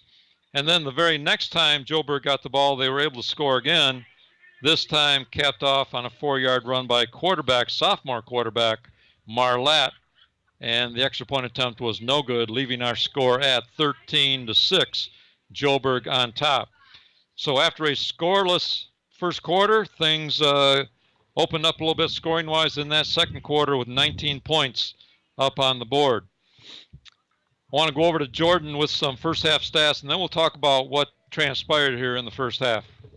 Let's first take a look at Johannesburg Lewiston Cardinals here for the first half. Coach, I've got them down for 175 yards rushing in the first half, and then I have them 0 for 3 in the passing game with 1 interception. I've got the Rangers down for 53 yards rushing with 4 for 7 passing, which includes the 3 for 3 from Lane Helsel in the second quarter for 65 total yards. So a battle of 2 different offenses here. It really is, which we mentioned in the second quarter tonight, 2 contrasting offensive approaches. Of course, you look at your defense, and the defense is going to dictate some of that. But we knew, based on previous years, what Joburg was going to try and do, and they have been true to form, just trying to push the ball, pound the ball, very seldom throwing it, only to keep the defense honest. And they have been controlling the time on the clock. Whereas, on the other hand, the Rangers, they have been looking for the big play, throwing the ball much more often than the Cardinals have. And all they have to do is connect on a few of those, and they can make some things happen. And I like what you were saying, Jordan, with Cole Regneris over on the right-hand side in that second quarter. He had probably an 8-inch height advantage over his defender, and that's something that I think the Rangers could utilize in the second half also. Yeah, I mean, we've seen that in the very first possession of the game, and we've seen it at the very last possession of the first half, is that Cole Rignaris is, one, maybe faster, and two, much taller than his defender. And on that last pass by Lane Helsel, it was right on the money, and it hit him in the hands, and he just missed it and ended up being bobbled around and intercepted. But I'm really impressed with where the ball is when it's coming out of Helsel's hands tonight.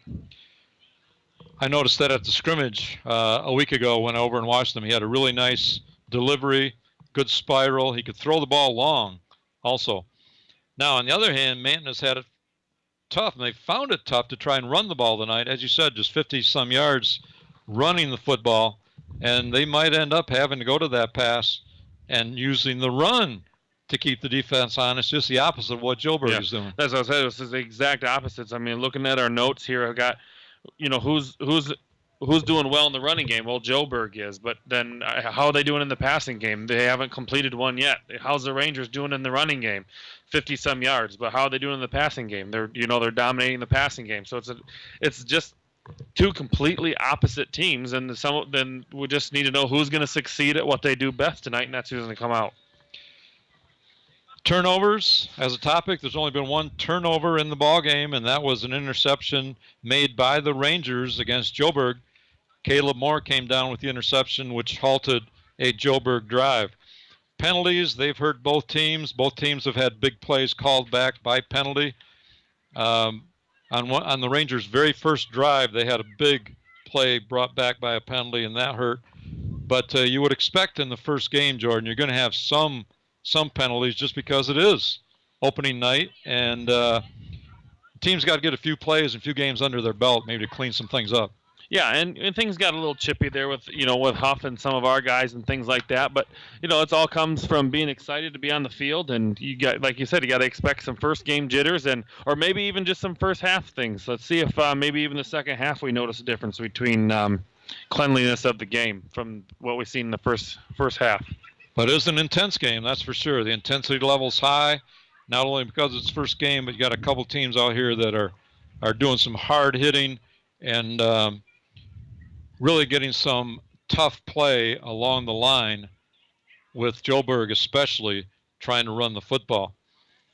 Weather impact hasn't been a factor whatsoever. It's a beautiful night over here in Joburg. In fact, the stronger breeze we had when the game started has calmed down a little bit. I don't see the trees waving too much in the breeze. It's just a beautiful night for football. It's going to be in the 60s here in the second half, and hopefully the Rangers can turn some things around and make some big plays. I'm going to tell you, don't get used to the weather. We did some cold ones last year. Well, we did. That's for sure. When you get into November, you don't know what's going to be coming. Yeah, they put you in the booth, but it's not any much warmer up in the booth than it is because we have the window open just trying to see because of the amount of frost on the window. Well, as promised, let's move on to our big discussion topic of halftime, and that is the new look Highland Conference. Joining the Highland Conference this year are Roscommon and Houghton Lake. They left the Jack Pine Conference, where they had been members for years and years, as long as I can remember. And they were replaced by a couple of teams from downstate. But Roscommon and Houghton Lake joined the Highland Conference. So there are now 8 conference schools for football, resulting in 7 conference games, which left room for only 2 non-conference games. And the 2 that the Rangers will have, one is tonight against Joburg, and then in week 9, Rogers City will come to Manton in the season finale. But those are the only 2 non-conference. So starting next week already, that's game on. We will have 7 conference games in a row. Now, dropped from last year in those non-conference games were White Cloud and Morley Stanwood. And actually, I don't know if you heard this on the news, Jordan, but White Cloud would have dropped anyway because they dropped their football program this year. I thought there was discussion about them going to 8-man. They couldn't make that happen either? They dropped football. They said they do have enough at the JV level to move up to varsity again next year. But for this year, now that's not to say they won't go 8-man next year. But for this year, they have dropped their varsity football program. That's tough for those kids that are on JV, not knowing if they're going to have something to go to. You know what I mean? It is. That's sad that that's happening. But more and more teams, we had that. I mean, we just some of our local teams. Marion did that. It was either drop the program or go to 8-man. Mm-hmm. and more teams or schools are going to 8-man all the time. So gone from last year's schedule are White Cloud and Morley Stanwood. New to the schedule are Roscommon and Houghton Lake. So it obviously makes a conference championship a little tougher to achieve. You now have to take care of 2 more teams. And let's take a look at what Roscommon and Houghton Lake did a year ago. What kind of teams do we have coming into the Highland Conference? Roscommon last year had a great year. They finished 10-2 overall, and they only lost in the regional final to Lake City by 6 points. We called that game. Did we call that game? We did. And their only loss in the regular season was to Beaverton, 19-16. So a great year last year for Roscommon. But talking to Coach Solani a week ago, he said they're down a little bit this year. They did get beat last night in their first game this year, and they have a new coach, but they had a load of seniors last year. So Roscommon will probably be down a little bit from that 10-2 record a year ago. Now, Houghton Lake last year, they were on the other end of the spectrum. They had a tough year, finishing 2-7 overall. Their only wins were over Oscoda and Farwell. And last night, they lost to Oscoda in their opener, one of their 2 wins from last year. So Houghton Lake might be down just a little bit also. Their last playoff appearance was in 2017 when they went 7-4 overall. Another team that was down in our conference last year, Beal, is going to be young and pretty stout this year. I feel like they're going to be right up there in the ranks of, you got McBain, Lake City, Beal, Manton. They're all going to be right there. So yeah, it's going to be a battle week in and week out, that's for sure. So a new look, some new competition, and we look forward to it in the conference, and we welcome Roscommon and Houghton Lake to the Highland Conference. And you did say that's across the board. That's softball, volleyball, track. That's everything, all sports, right? Yep. Because sports. I know that Houghton Lake girls basketball has been last couple of years has been good. So, our girls this year with all their seniors and stuff like that, it'll be fun to see them play against each other a couple times a year. It will.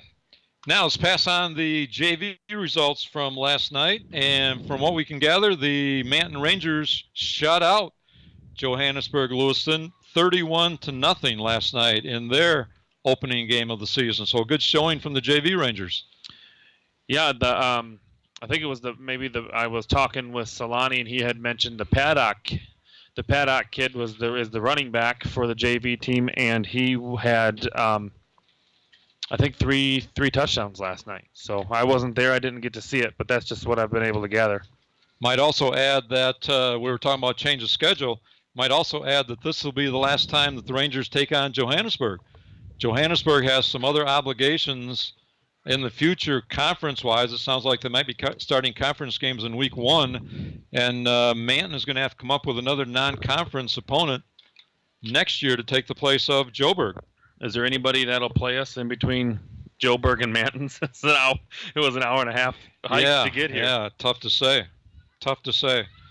I want to do one more thing here at halftime. Let's pass on the scores from last night that are of interest to Ranger fans. And Jordan, if you have any comment here, Beal City, you were talking about, they opened up last night over Saranac 56-0. Big win for Beal City. Mentioned Houghton Lake lost to Oscoda 14-12. Kingsley over McBain by 30, 36-6. I'm sure that caught McBain a little bit by surprise. Pine River shut out Kalkaska 34-0. Kalkaska's down a little bit. They were winless last year. They went 0-9. So not a big surprise, but Pine River's going to have a nice team down there this year. Roscommon lost their first one to Grayling 22-6 last night. And Lake City took a big one on the chin going against the state champ from a year ago, the team that beat them in the semifinals, New Lothrop, which we did also. Wasn't Jordan. That a fun game? And New Lothrop took it to Lake City last night, 54-7, and that game was called in the third quarter. Yeah. Could have been worse than that. Yeah, I know that in the first quarter it was 30-some to 7 because I had run into some guy when we was out to eat, and we hit that weather, Coach, that you're talking about when we left. There was some lightning and stuff in the area that shortened the game.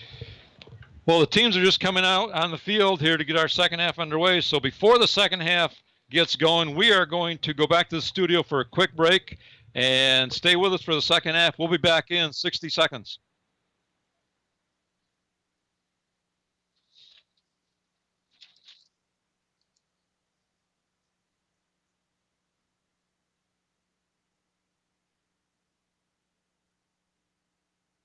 Bostic's Drugstore in Manton is your locally owned pharmacy. You can count on Mike and his professional staff to take care of all your prescription needs with a personal hometown touch.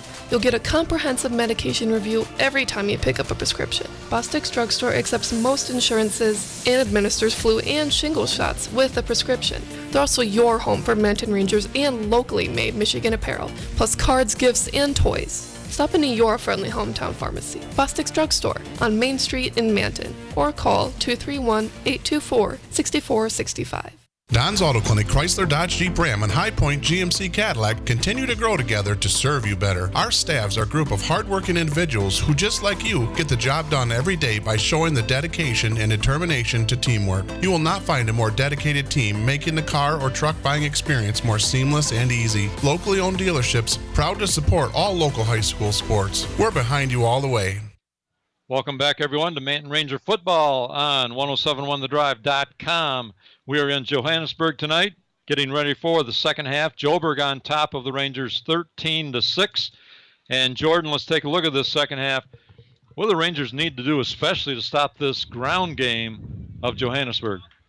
I think it's going to be very important that we funnel their guys through the center of our defense, and our guys up front, Coach, the Lytles, the linemen, the people up front got to make that initial contact, even if it just slows them down. They don't necessarily have to stop them at the line, but if we can slow them down and allow the guys who are making the tackles, the Rigneris's, the Hans, to get up there and make a tackle at 2 or 3 yards versus 6 to 7 yards, we cannot give up another 175 yards in rushing, Coach. It's just not going to work for us. And offensively, I've been pretty satisfied, actually. I just need to I need to see if we can get the run game going again, because if Joburg can be one-dimensional on defense and stop the pass, then we could struggle a little bit. But let's see if the Rangers can get this ball here on the kickoff and maybe potentially get us a return, get us in good field position to start the second half, and come out and score first like we did in the first half. Joburg is kicking off to start the second half. Rangers will have the football. Baker doing the kicking.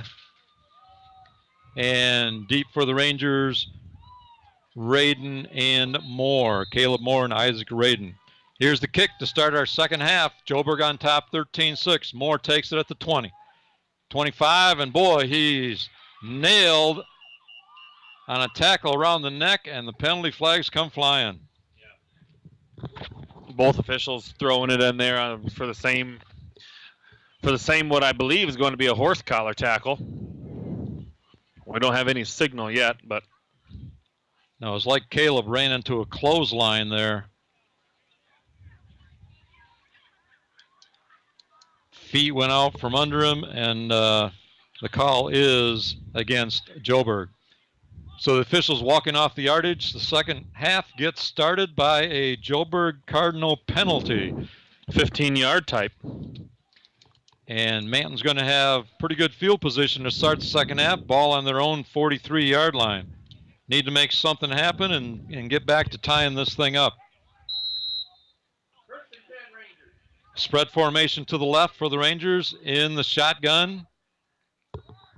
Number 15 in the quarterback. Quick handoff to Jacob Hahn up the middle, across the 45 to the 47. And I think Helsel changed jersey. Yeah, I don't think that's a different quarterback. I was just going to say that. I think it's still Helsel, but for some reason he has changed from number 4 to number 15. Keep Joburg on their toes. Pickup of 3 on the running play. From the shotgun, Helsel on a jet sweep. Nowhere to go for Regneris, and he's dropped back at the 40-yard line. Regneris coming from right to left and dropped for a loss on the play of about 6 yards. Here in the second half, the Rangers going from right to left down in front of us. Joburg going from left to right. So 3rd and long, 3rd and 13. Big play right off the bat here in the second half. Helsel in the shotgun. Looking deep. He's got a receiver. It's caught by Regneris and plows his way for the first down. He was actually, for all practical purposes, stopped about 4 yards short, but he carried the defender with him, Jordan, got the first down. Gain of about 15 on a slant pattern. I was thinking about that at halftime. We've been throwing over the top. With the way Helsel can release the ball, we should be able to get some slants like that. We'll a wildcat here.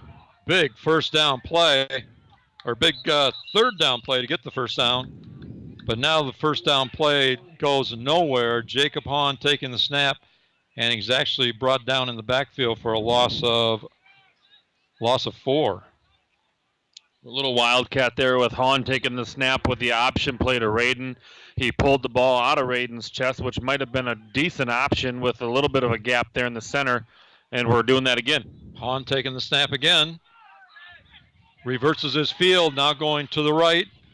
Looking for some blocking, nothing there, and he's able to maybe pick up 1, but that's about it. A lot of running, but not much to show for it. Gain of 1 for Hahn. 2 of the same plays, Coach. We had an underneath option and an outside option there, both to Radin.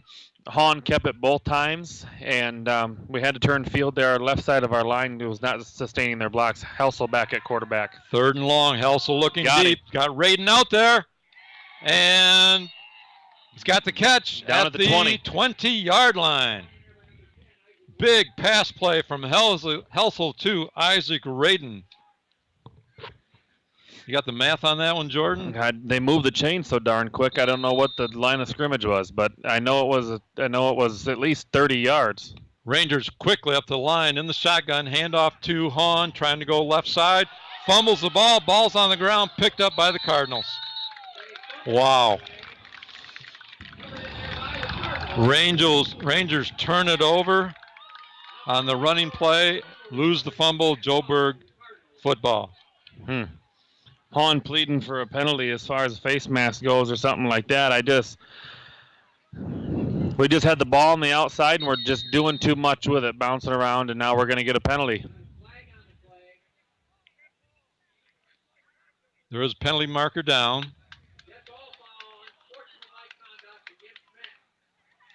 It will go against the Rangers. The ball was at the 28-yard line following the fumble.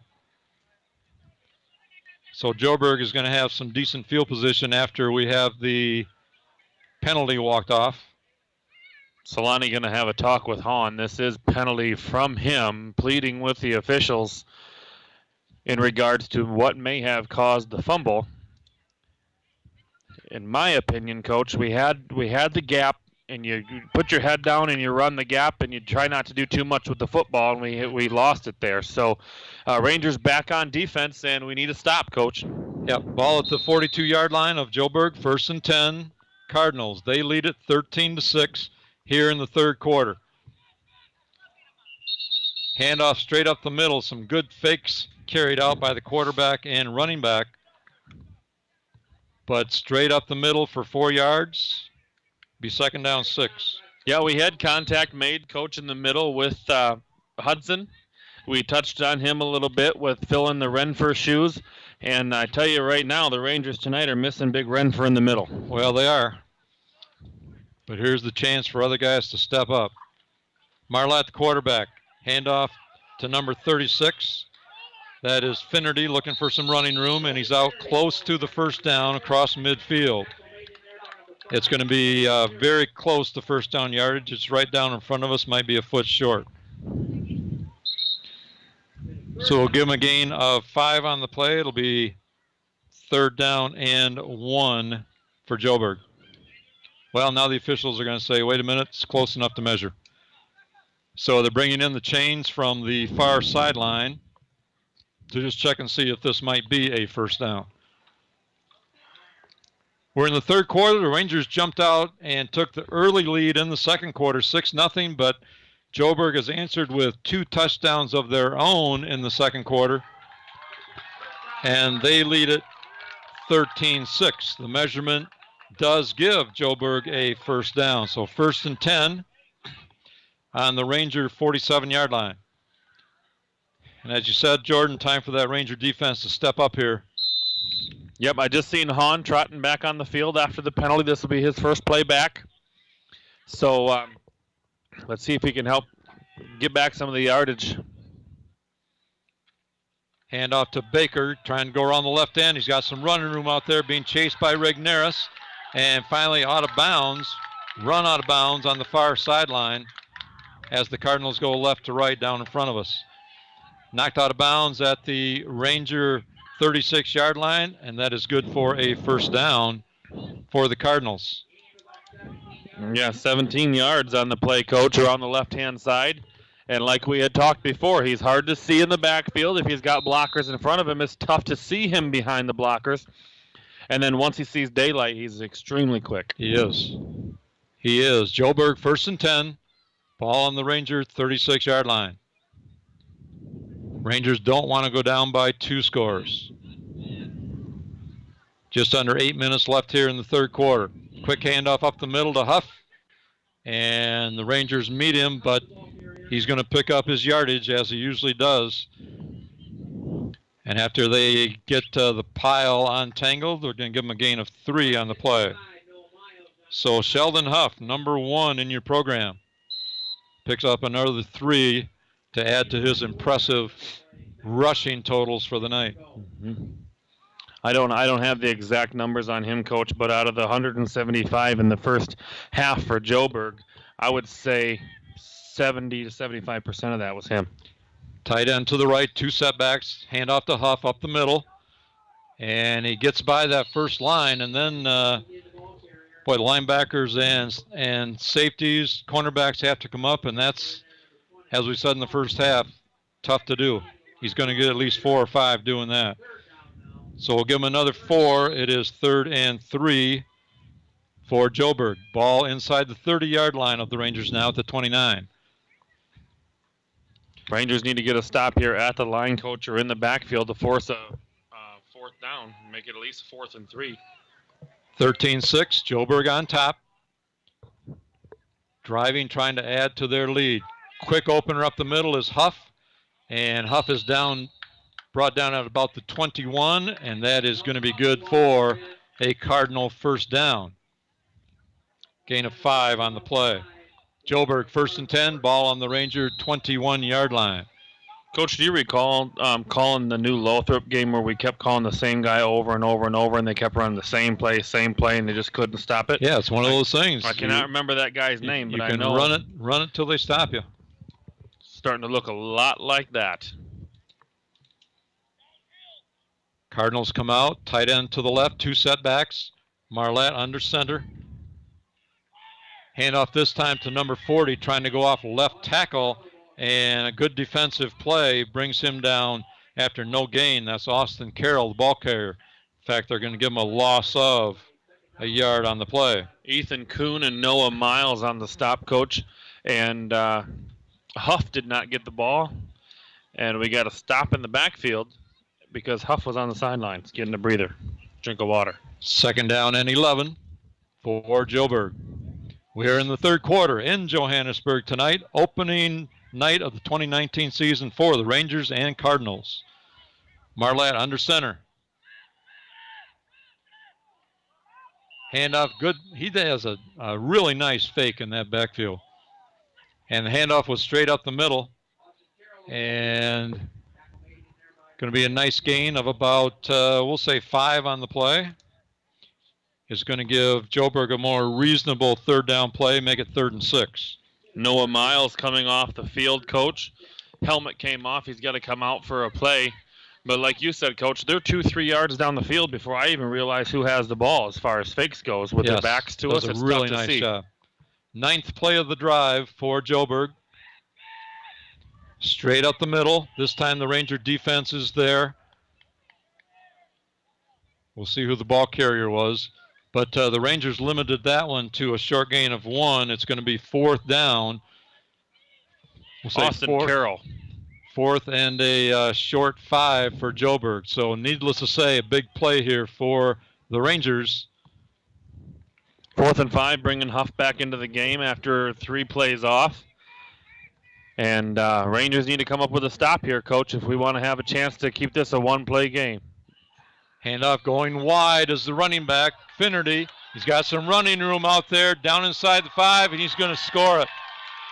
He's going to score it. Logan Finnerty takes it in for the Joburg touchdown.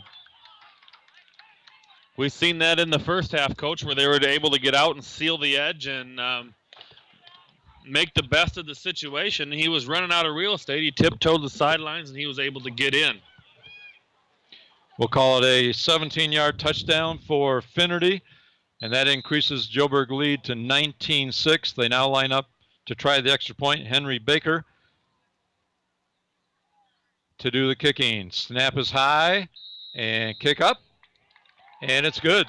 Extra point kick is good for Johannesburg. They increase their lead 20-6 over the Rangers. Timeout on the field. We will take a timeout. We'll be back in 30 seconds. Cadillac Java and Java 2 is the place to be for all things delicious. Java is a specialty drive-through coffee shop offering fresh espresso, premium coffees, frozen, iced, and blended drinks, ice cream, chai teas, and their most popular item, the frozen hot chocolate. And what goes great with amazing drinks? Flavorful treats like bagels, muffins, donuts, and more. Cadillac Java has 2 convenient locations to serve you at 725 North Mitchell Street and at 6319 East M115 in Cadillac West. Cadillac Java and Java 2. Big town gourmet taste with a small town personal feel. Welcome back, everyone, to Johannesburg Lewiston High School. Opening night of the 2019 football season for Johannesburg and the visiting Manton Rangers. Joburg has just put their 3rd touchdown on the board and lead the Rangers 20-6. Take a guess at the minutes there, Jordan, on our scoreboard. Well, I'm thinking it's 3:57. It looks like a 3, but don't be surprised if it changes. Looks like 3:57 to go in the 3rd quarter. Joburg up now by 2 scores. Imperative that the Rangers do something with this drive. I told you I wasn't guessing at the clock anymore, and there you got me to do it. So the Rangers in kick receiving formation. We've got Radin and Moore back to receive. They have switched sides. The kick has gone to Moore on the Rangers' right side a couple of times. Radin now over there to see if he can get a crack at it. But they are back inside the 20 with Baker to do the kicking. Here's the kick from Joburg, and they go to Moore. Inside the 20, trying to get to the right side, 10, 15-yard gain, gets about 17 on the return, and the Rangers will have it first down on their own 35-yard line. So each team has had the ball twice here in the second half. Joburg capitalized with a score. This is the 2nd possession of the second half for the Rangers. Coach, they're specifically kicking to Moore. We got a left-handed or left-footed kicker from the Cardinals, and normally if you got a left-footed kicker, he's kicking it off to the right-hand side of the field, but he's been pushing it over to Moore. Now they switch sides, and he was forced and pushed it back this way. Helsel's handoff to Jacob Hahn, and Jacob picks up some nice yardage there, gain of about 9. As he went over right tackle. It'll be 2nd and short for the Rangers. Good read there, Coach. That was another read play where Helsel could have kept it. He handed it off to Hahn. There was an opening off the right-hand side, and we got a holding penalty on the Rangers.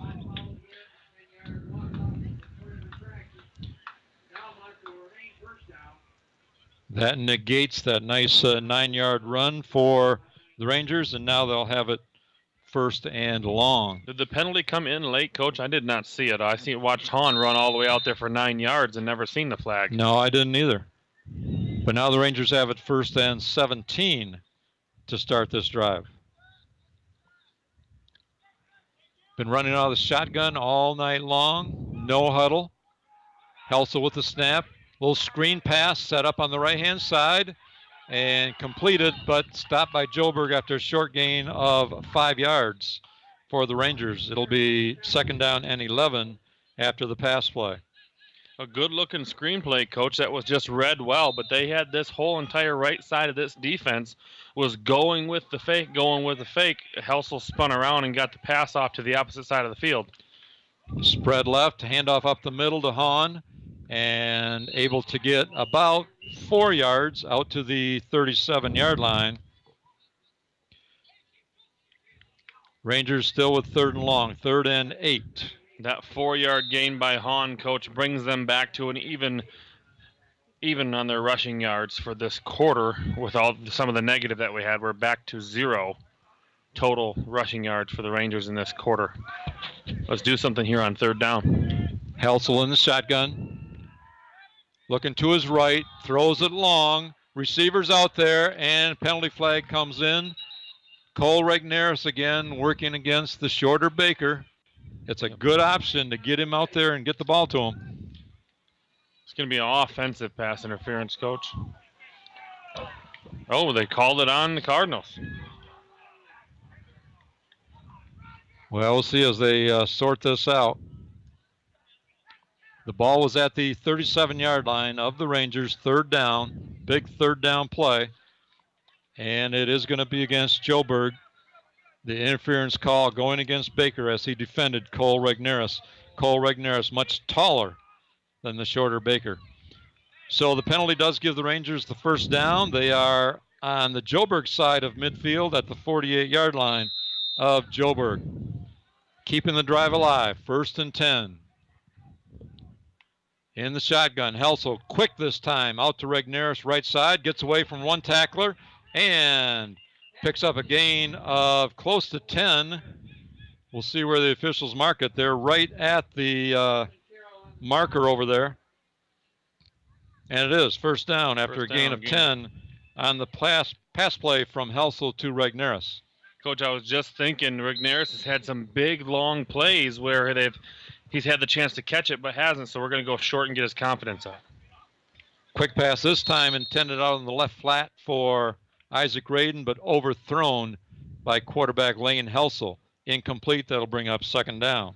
Coach, you noticed there when Lane Helsel was getting ready to throw that ball, there was a little bit of hesitation there.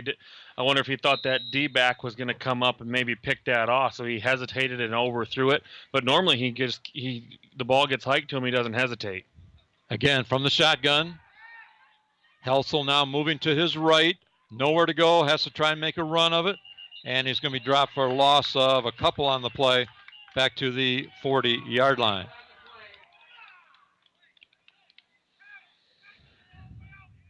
Well, another flag. Another flag on the far sideline. I've got the flag as unnecessary roughness on the personal foul. Yep. It is against Joburg. Helsel was already out of bounds, and he had extra people hitting him over there on the far sideline.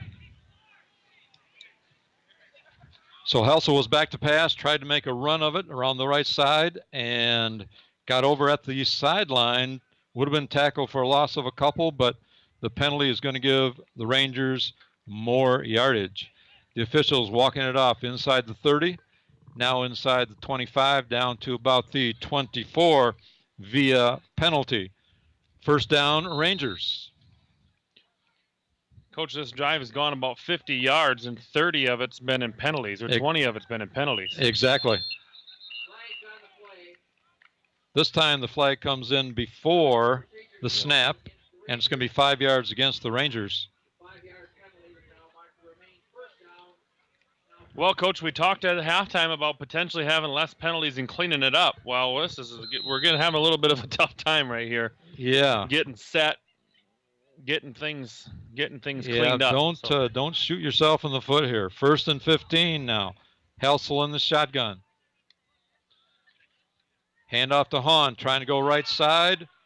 One defender got in there, slowed him up, got away from that one, able to pick up a couple after that down to about the 25. So he got about 3 of the penalty back, but still second and long, 2nd and 12 for the Rangers. We are down to 1:35 left to go in the third quarter, 20-6. Johannesburg Lewiston over the Rangers. Coach Solani calling in the play from the sideline. Helsel in the shotgun, takes a snap, keeps it himself up the middle, bounces off the defenders, tried to go off tackle, nothing there, no gain on the play, third down. Coach, we've got Parker Siddle over here as a wideout on little Baker, and no over-the-top help. Wonder if we can see if we can execute something to the wide side of the field over here with this advantage that we have. Yeah, we said Regneris had about an 8-inch advantage Parker Siddle's got about a 10-inch advantage. They can get him the ball. On a jet sweep, going from right to left, Isaac Radin's got some running room down left sideline and knocked out of bounds after a big gain down at about the 11-yard line. Going to have a first down, Coach. If Gain no of about 15 on the play. No flags. We got into the habit there of looking for a flag every time. Yeah, but, once he got past the line of scrimmage, I was watching the officials. So the Rangers have it 1st and 10 from the Joburg 12. Helsel looking for a pass. And he's got a completion inside the 5, battling down near the goal line, down to the 1. Regnerus. Should be 1st and goal to go. Completed pass from Helsel to Regnerus. If it's not 1st and goal, it's just short. Give him gain of 9 on the pass play. Inside the 5 at about the 2. Helsel, handoff, up Hahn. the middle. Jacob Hahn. Down at the 1. Might be good for the first down. It is. 1st and goal and from it the is 1st 6-inch and goal. line. 1st and goal from the 1 for the Rangers. Trying to cut this Joburg lead in half. And that is the end of the 3rd quarter here in Johannesburg. Joburg on top, 20-6. Timeout on the field. We'll take a timeout back in 30 seconds. High school students are training for the jobs of tomorrow today at the Wexford Misaki Career Technical Center in Cadillac. Juniors and seniors from 12 area high schools can choose from 14 career-driven programs. Free college credit is available. Visit WMISD.org and click or tap the Career Technical Education link. See all the great programs, then talk to your student's counselor. Call 876-2200. The Wexford Misaki Career Technical Center on 13th Street across from Baker College. Proud to serve the students of Manton High School. CTC is the place to be. Welcome back, everyone. Opening night of Manton Ranger football for the 2019 season. If you joined us late, the Rangers got the first score of the night, led it 6-0, but it's been Joburg since then. The Cardinals have put 3 scores on the board, unanswered by Manton, even though Manton now is knocking on the door. 1st and goal from the 1. Everybody on the field is walking 99 yards to the opposite end of the field. They're going, switching ends. So we have the Rangers now going from left to right here in the 4th quarter. Joburg going from right to left. So the Rangers need to cut this lead in half, which they can do with a touchdown right here. You're not going to get a better opportunity than this. 1st down and a short one, I might say. It's right there at the line. Helsel in the shotgun. Gives the ball off to Hahn, trying to find a spot up the middle. And did he get in? We got a fumble. Oh, my goodness. The ball was on the ground, picked up by Joburg. Is that fumble going to hold?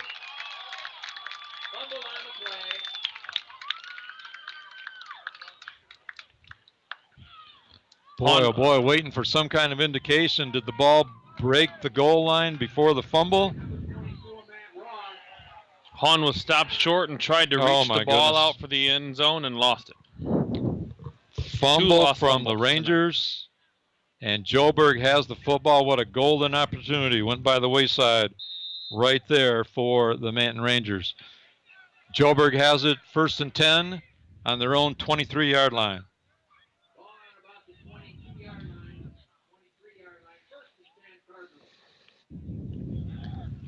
Handoff off left tackle. And ball's on the ground again. But this time they're going to say that the whistle blew or something. Say the ball was stopped at the 25-yard line after a short gain of 2. That was Austin Carroll, the ball carrier. So 2nd down and 8 for Joburg. Here in the 4th quarter, just getting the 4th quarter nicely underway. 20-6, Joburg on top. Last 2 times the Rangers have had the football, they have fumbled it away. 3 setbacks, Marlette under center. Handoff up the middle. Gain of about 7 is Huff. Sheldon Huff had a nice ball game tonight. We'll give him a gain of 6 when the officials mark it. So it'll be 3rd and 2 for Joburg. Hasn't been many runs tonight where Huff hasn't gained at least 5 or 6 yards, Coach. He's something to watch. Yeah, he's a tough one. Very good running back for Joburg. Well, it's time for a big play right here. Needs something, might be a loss of a couple yards, catch somebody in the backfield, make it 4th down. 3rd and 2, here's the snap. Handoff up the middle, and Huff is the ball carrier out to the 39-yard line, gets a gain of about 6 for a Joburg 1st down. McKernan on the tackle, Coach. Throughout the night tonight, Joburg has just had that ground game going, and they chew up the yardage and they chew up the clock. They keep that clock going with this dominant run game. Slot to the left, 2 setbacks, handoff in the backfield. This time caught for a loss in the Joburg backfield. That was Baker, the ball carrier, and we'll say a loss of 3 on the play. We'll give Joburg 2nd and 13. Stop in the backfield, Coach. That was Noah Miles, was able to get back there and make a stop. Another situation, Jordan, where Huff came out of the ball game and makes a difference. Yeah, I'm confused though as to why it makes such a difference when it's still the same blockers. We need to be able to get hands on Huff like we can these guys. We're not getting any different blocking. So full backfield, handoff trying to go wide left is Baker and caught for another loss this time, a loss of 2 on the play. So a couple of back-to-back tackles for loss for the Rangers, and it's 3rd and 14. So big 3rd down play. Need to keep them back here, get the ball back. Noah Miles again in the backfield, getting fired up, making things happen. So we need to make this a 4th down. Coach, force them to punt and score quickly. Yes. Got to have 2 scores, down 20-6 here in the 4th quarter. Joburg 1 player short, players waving somebody on the field. Coach, if they're going to throw the ball here, we need some pressure in the backfield. Marlette is back to pass, looking deep, and he's got a receiver. It's caught just over midfield, knocked out of bounds on the receiving end. Jason Richter for the Cardinals as they pick up a big 3rd down conversion. Joburg 1st and 10 on the Ranger 41-yard line, and Joburg keeps the drive alive. And they bring in the Huff kid, and we're focused on him. And we get one guy gets behind us with no pressure in the backfield, Coach, and he's he's able to throw a strike. The reason why he was 0 for 3, 0 for 4 for the whole entire game is because we were in his face. You let him throw the ball, he can throw the ball. Marlette is just a sophomore quarterback under center. Quick handoff up the middle to Huff. Marlette very impressive in his ball faking ability. Again, just a sophomore. A gain of 3 for Huff on that one. Coach, in the pregame we talked, they lost the starting quarterback, correct? Yes, they did. Tyler Schimmel was a very good quarterback. So this gentleman here is coming up from JV and doing really well for these folks. 8th play of the drive for Johannesburg, 2nd and 8. Again, quick opener right up the middle. Huff got by the first line of defense, brought down inside the 30 after a big gain. And that's going to be another 1st down for the Cardinals. 1st and 10 on the Ranger 29-yard line. We're getting into the pound, and clock management, Coach, that we talked about pregame. This is where it's starting to come into play. Exactly. That is the M.O. of Cardinal coach Joe Smokovich. Exactly what he likes to do. Approaching the 7-minute mark. Handoff this time off left tackle. And the Ranger defense is there.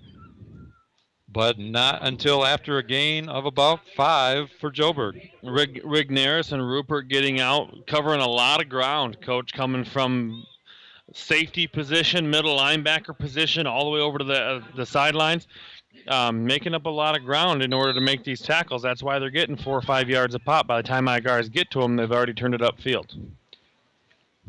Joburg looking very tough tonight. Of course, 9-2 a year ago. Handoff this time to Finnerty, and Finnerty off right tackle has another big gain down around the 15-yard line. A gain of about 10. The official's stopping the clock, but it should be a first down. Stopping it for penalty.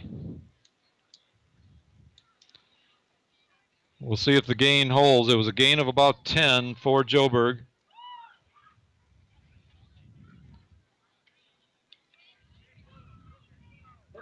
And it is a personal foul against the Rangers, which will probably be declined unless it's even tacked on to the end of the run. We'll see what happens. Here comes the call.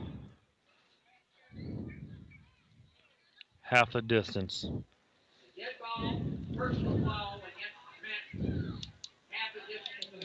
So the play does stand, a gain of 10, and then half the distance to the goal from there. The Cardinals have it inside the 10-yard line at about the 8, first and goal to go. Approaching 6 minutes left to go in this one here in Johannesburg. Full house backfield, Marlette under center. Takes a snap, hands off right up the middle to Huff, and he's into the end zone from 8 yards out. Sheldon Huff with a touchdown tonight. That's his second. And Joburg takes a big 26-6 lead. They'll be attempting the extra point.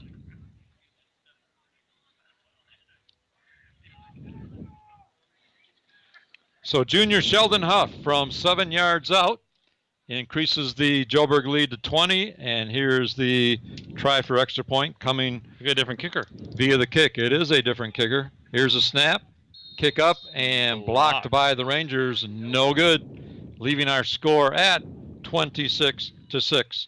Timeout on the field. We will take a timeout. We'll be back in 30 seconds.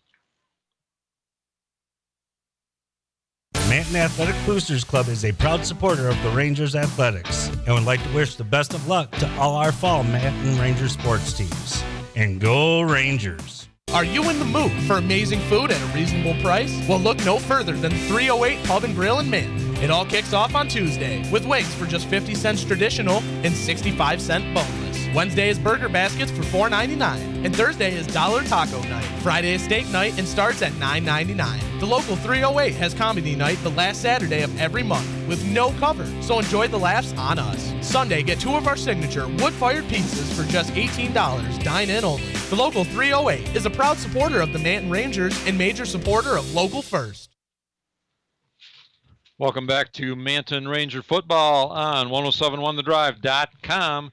Tonight, the Rangers opening the 2019 season in Johannesburg at Johannesburg Lewiston High School.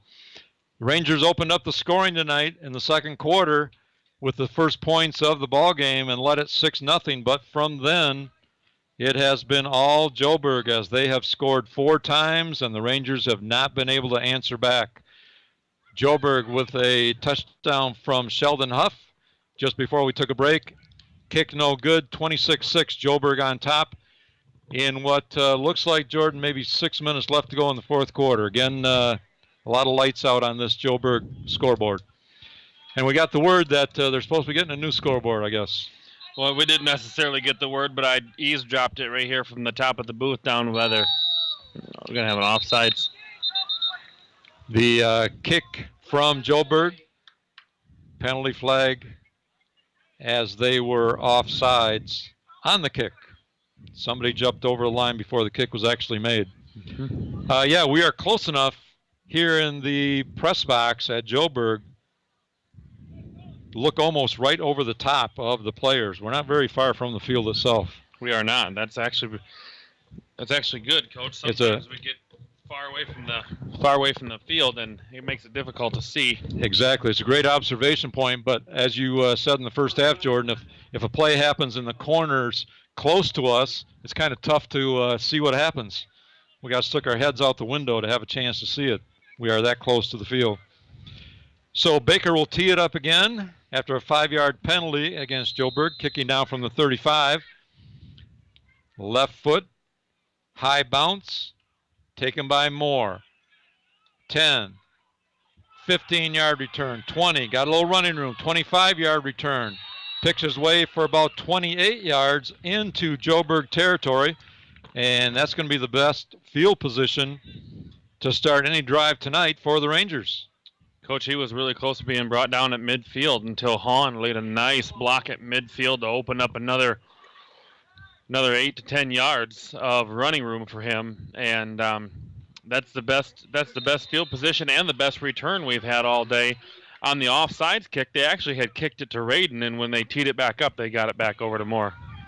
Here's a snap to Helsel and hand off to Radin's got some running room. Trying to get around the right corner, then thrown out of bounds at the 25-yard line. Big pickup by Isaac Radin on the jet sweep going from left to right. And give him about a gain of 16 on the play. Rangers with first down, ball at the 25-yard line of Joburg. Along with that, Coach, he was out of bounds, so clock stops. Just Right. as good as the timeout. We're back lined up on the ball. Spread wide left, and we get a penalty marker. We weren't quite set. Helsel was trying to hit Isaac Radin with a quick pass out in the flat with a couple blockers out in front of him, but 5-yard penalty instead. First and 15 for the Rangers. Been going with no huddle all night long. Shotgun formation. 3 receivers to the left. Helsel in the shotgun. Pitch to Jacob Hahn going left, trying to get some help from those wide receivers over there. And Hahn's got some running room. He's going to go all the way. Jacob Hahn into the end zone from 25 yards out for the Ranger touchdown. Coach, you had Rigneris and McKernan downfield, 5 to 10 yards in front of Hahn, holding good blocks without causing any penalty to open that up. He wasn't even touched. 25 yards on a quick pitch to Jacob Hahn. He takes it to the house. And now the Rangers are lining up for a 2-point conversion. Helsel looking to hit down in the corner Cole Rigneris, and he does for the 2-point conversion. Helsel to Rigneris for the 2 points, drawing the Rangers within 26-14 here in the fourth quarter. 30 seconds? Is that what it took for us to score that, Coach? Yeah, not very long at all, that's for sure. So it's not out of the realm of possibility, but still definitely uphill for the Rangers here as we are deep in the fourth quarter. But a nice-looking pass from Helsel to Rigneris on the 2-point conversion. And Rigneris had to lay out to bring it in, but made a nice catch. So as of right now, the Rangers open up the scoring, and they have the last score. But in between, Joburg put 4 big touchdowns on the board. And our score right now, Johannesburg 26, Manton Rangers 14. Rangers ready to kick off. Coach, it would be nice if we would have had that one where we fumbled it on the 1-yard line right now. My goodness. We'd be looking at 21 to 26 maybe. You don't, you can't give up opportunities like that one. Looks like we're potentially lining up for an onside here with McKernan kicking the ball. Here comes the kick from the Rangers. It is an onside, trying to get a good bounce, but Joburg right there to cover it as it crossed midfield, and Joburg will go 1st and 10 from their own 49-yard line. So the Rangers trying the onside kick. It was not executed that bad. It went the right distance that you needed to go, but Joburg just stayed low to the recovery. ground. It stayed low to the ground. It missed a hop, It stayed low to the ground, so they were able to fall on it. Now Joburg, of course, is looking to take more time off the clock. Ball control. Sophomore quarterback Marlette under center with full house backfield. Taking as much time before the snap as he can, and then hands it off to number 40. We've called his name a few times tonight, Austin Carroll. A short gain on the play will give him 2. It'll be 2nd down and 8, Joburg. Coach, if you watch the sophomore quarterback, he's paying attention to the back judge and taking every second, like you mentioned, every second possible. He's actually making eye contact with him and watching it count down. You don't see that on many sophomore quarterbacks. Yep. We have seen it before, but like you say, this is an exceptional quarterback for a sophomore. Preston Marlette. Again, under center, just waiting, letting that time in between plays tick off. He takes a snap, hands off straight up the middle. And there's some running room there down into Ranger territory at the 45. And that is Sheldon Huff, again, the ball carrier. They mark it at the 44. So we'll give him a gain of 5 on the play. It is 3rd and 3, Joburg. And looks like we have 4:20, if I'm reading the clock correctly. 4:20 left to go in this one. Kind of looks like 1:20, but it's 4. 3rd and 3. Imperative that the Rangers stop this one right here. Bring up a 4th down, make something happen defensively. Again, full house backfield. Huff at the fullback position. Marlette under center, takes the snap, gives it to Huff right up the middle. And Huff is inside the 40 to the 38. And that's going to be a Joburg 1st down after a gain of 7. Coach, this is clock management. This is what they need to do to win, and they've been doing it all day long. So it's pretty imperative that this is what they're going to do to ride this out. And but I don't think they fumbled yet tonight, have they? No, this is what they do. They certainly prove that you don't have to have an air game. You don't have to throw the football to win football games. Again, Marlette in total control, watching the back judge to see when time is getting close. Full house backfield, takes a snap, straight up the middle to Huff, got some running room, now inside the 30 to the 28. And that is going to be a gain of 11, another 1st down for Joburg. So tough to play from behind, Coach, when you've got a team that can do what Joburg's able to do. Exactly.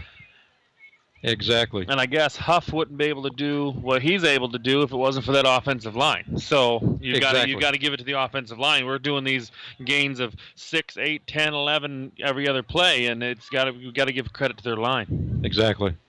2:50 now left to go. Marlette under center. 3 setbacks, full house backfield. Handoff this time to number 36. Got some running room on the right side. Taking it near the goal line, and he's in. He's in from 30 yards out. That is Logan Finnerty on the Johannesburg touchdown from 36 yards. Well, Coach, every time he touches the ball, it's that power play, it's that sweep play to the right-hand side of the field. I bet they've run 80% of their plays on the right-hand side of the center. And he always is getting that edge, and he's able to beat our guys to the outside and get the open real estate. You get that heavy dose of Huff up the middle, and you start leaning that way defensively, and then they cut one outside.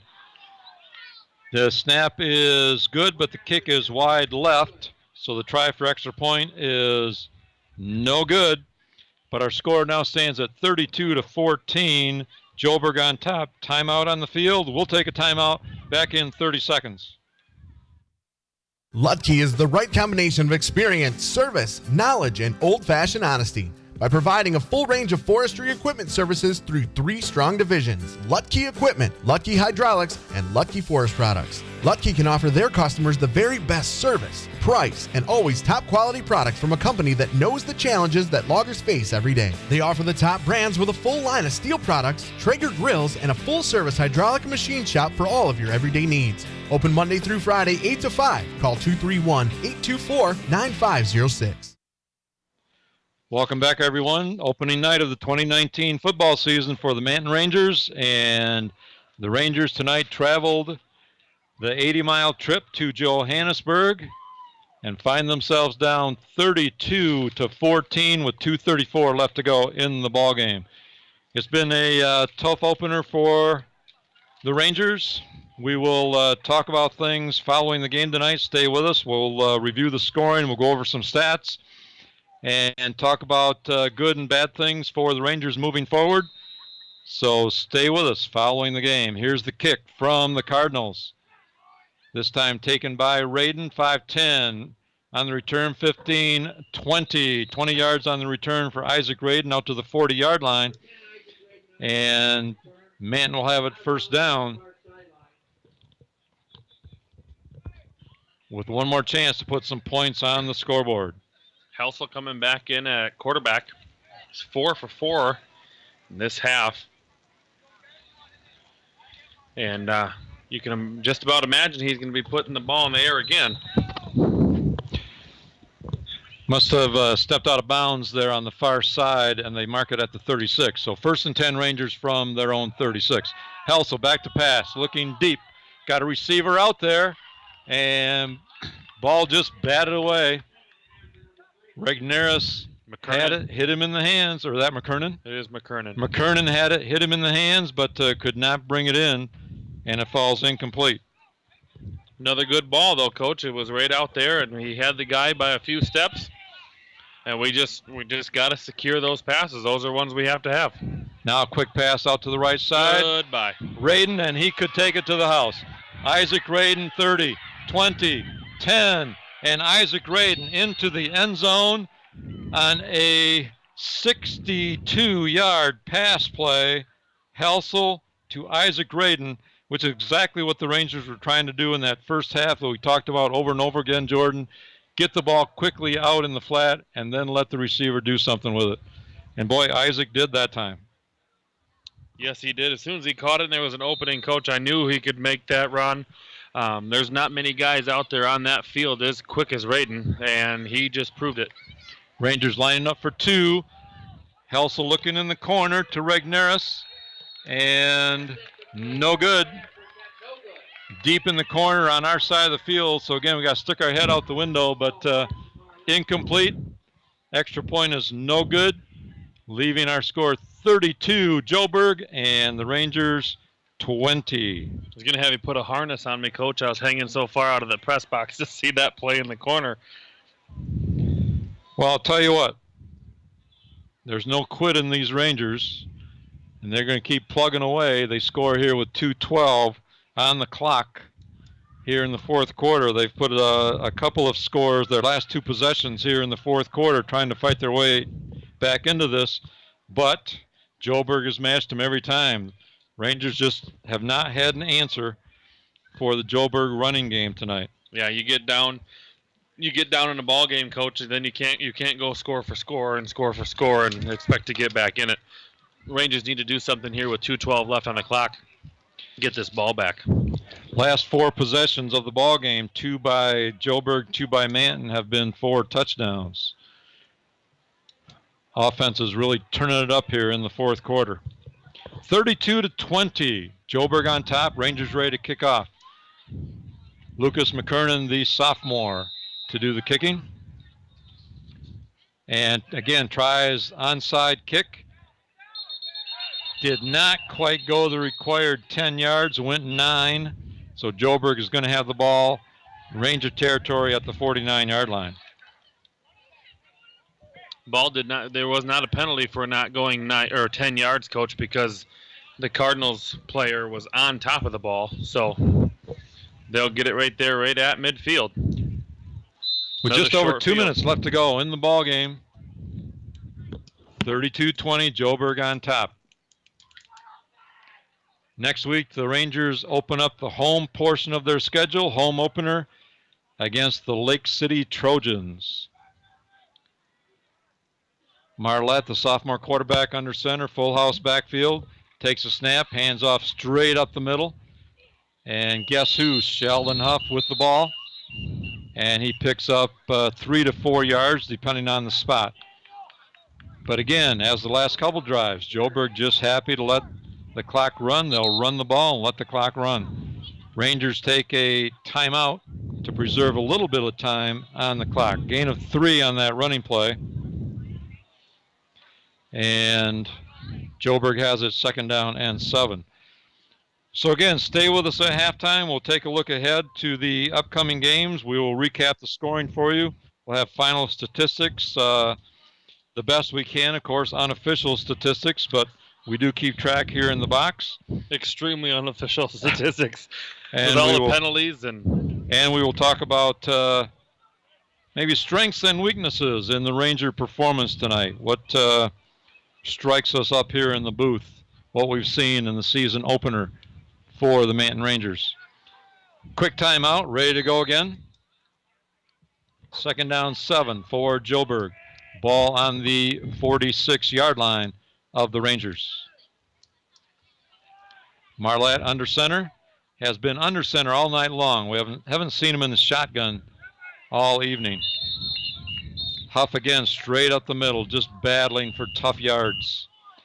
And he's able to pick up another 3 and another timeout taken by the Rangers.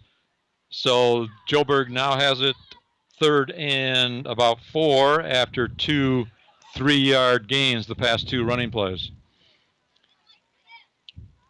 So Jordan, what strikes you especially defensively here on the Rangers' effort tonight? I like the play of our secondary from the linebackers back. I like the play of the linebackers, the corners, the safeties. A couple of times our line has been able to shed blocks and do such things as make the initial contact or even be in the backfield.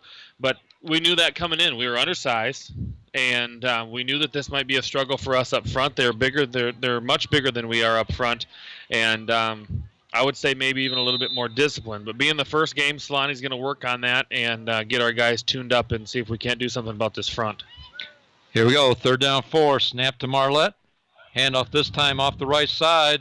Finnerty, he's the one that took it to the house last time, and he gets another big gain off the right side. What side of the field did he go to again? To the right side. Every time. Give him a gain of 15, and it's a Joburg 1st down. I like the way Joburg does that, too. They'll pound it inside, and then they pop one to the outside. And, boy, defense sometimes caught flat-footed because you get leaning one way. You expect to pound again, and there it is, broken to the outside. That was word for word what Solani had told me on the phone this morning. He said they'll pound the ball, and as soon as they see something, boom, they'll pop you in the mouth. 1st and 10, Joburg inside the 30-yard line at the 29 of the Rangers. 32-20, Joburg on top. This time Marlette takes a snap and simply kneels down. Bringing up a 2nd down Joburg, and one more timeout taken by the Rangers, and I think that's going to be their last one. 1:19 left to go in this one. 32-20, Joburg on top. Last year, want to add again that Joburg lost the opener to the Rangers. The Rangers had taken Joburg 3 years in a row, but then Joburg went on a 9-game winning streak. They made the playoffs. They won their first game in the playoffs before losing in the district final. So this is a good team. It has been for years. We mentioned 10 of the 12 past seasons have been winning records. They have a good record of being in the playoffs. They have a nice program over here in Johannesburg. Even though we don't hear a lot from them, they're a little bit out of our coverage range, but they've been impressive again tonight, and I'm sure they're looking at a playoff spot once again.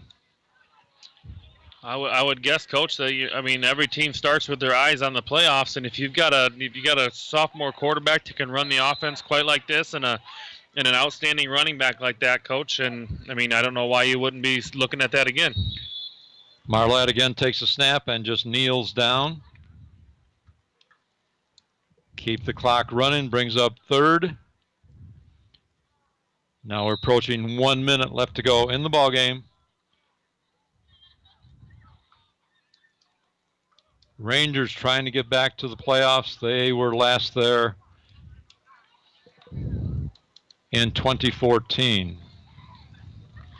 Marlette will take one more snap and probably kneel down this one as well,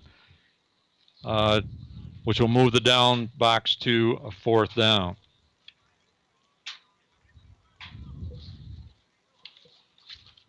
Here comes the snap, and he does just that.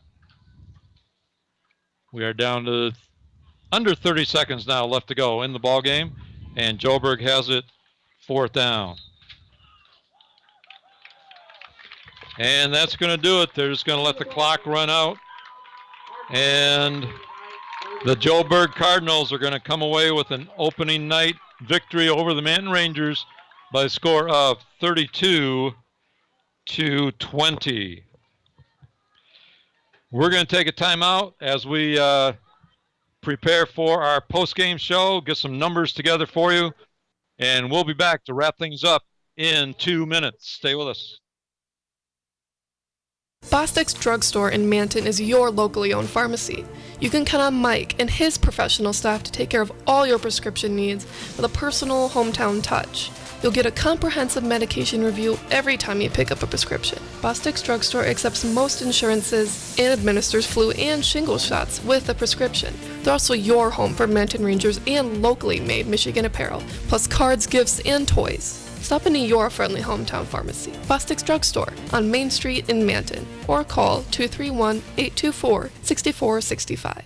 Don's Auto Clinic, Chrysler, Dodge, Jeep, Ram, and High Point GMC Cadillac continue to grow together to serve you better. Our staffs are a group of hardworking individuals who, just like you, get the job done every day by showing the dedication and determination to teamwork. You will not find a more dedicated team making the car or truck buying experience more seamless and easy. Locally owned dealerships, proud to support all local high school sports. We're behind you all the way. Cadillac Java and Java 2 is the place to be for all things delicious. Java is a specialty drive-through coffee shop offering fresh espresso, premium coffees, frozen, iced, and blended drinks, ice cream, chai teas, and their most popular item, the frozen hot chocolate. And what goes great with amazing drinks? Flavorful treats like bagels, muffins, donuts, and more. Cadillac Java has 2 convenient locations to serve you at 725 North Mitchell Street and at 6319 East M115 in Cadillac West. Cadillac Java and Java 2.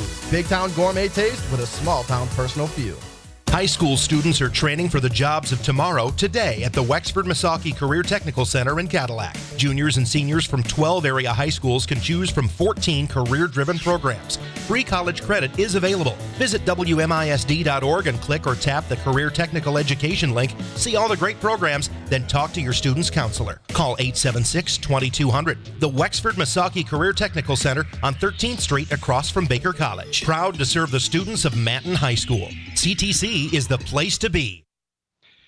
Welcome back, everyone, to the post-game show here from Johannesburg, where the Manton Rangers made the trek to Joburg and have dropped one 32-20 to the Cardinals. Rick Swanson along with Jordan Shepler.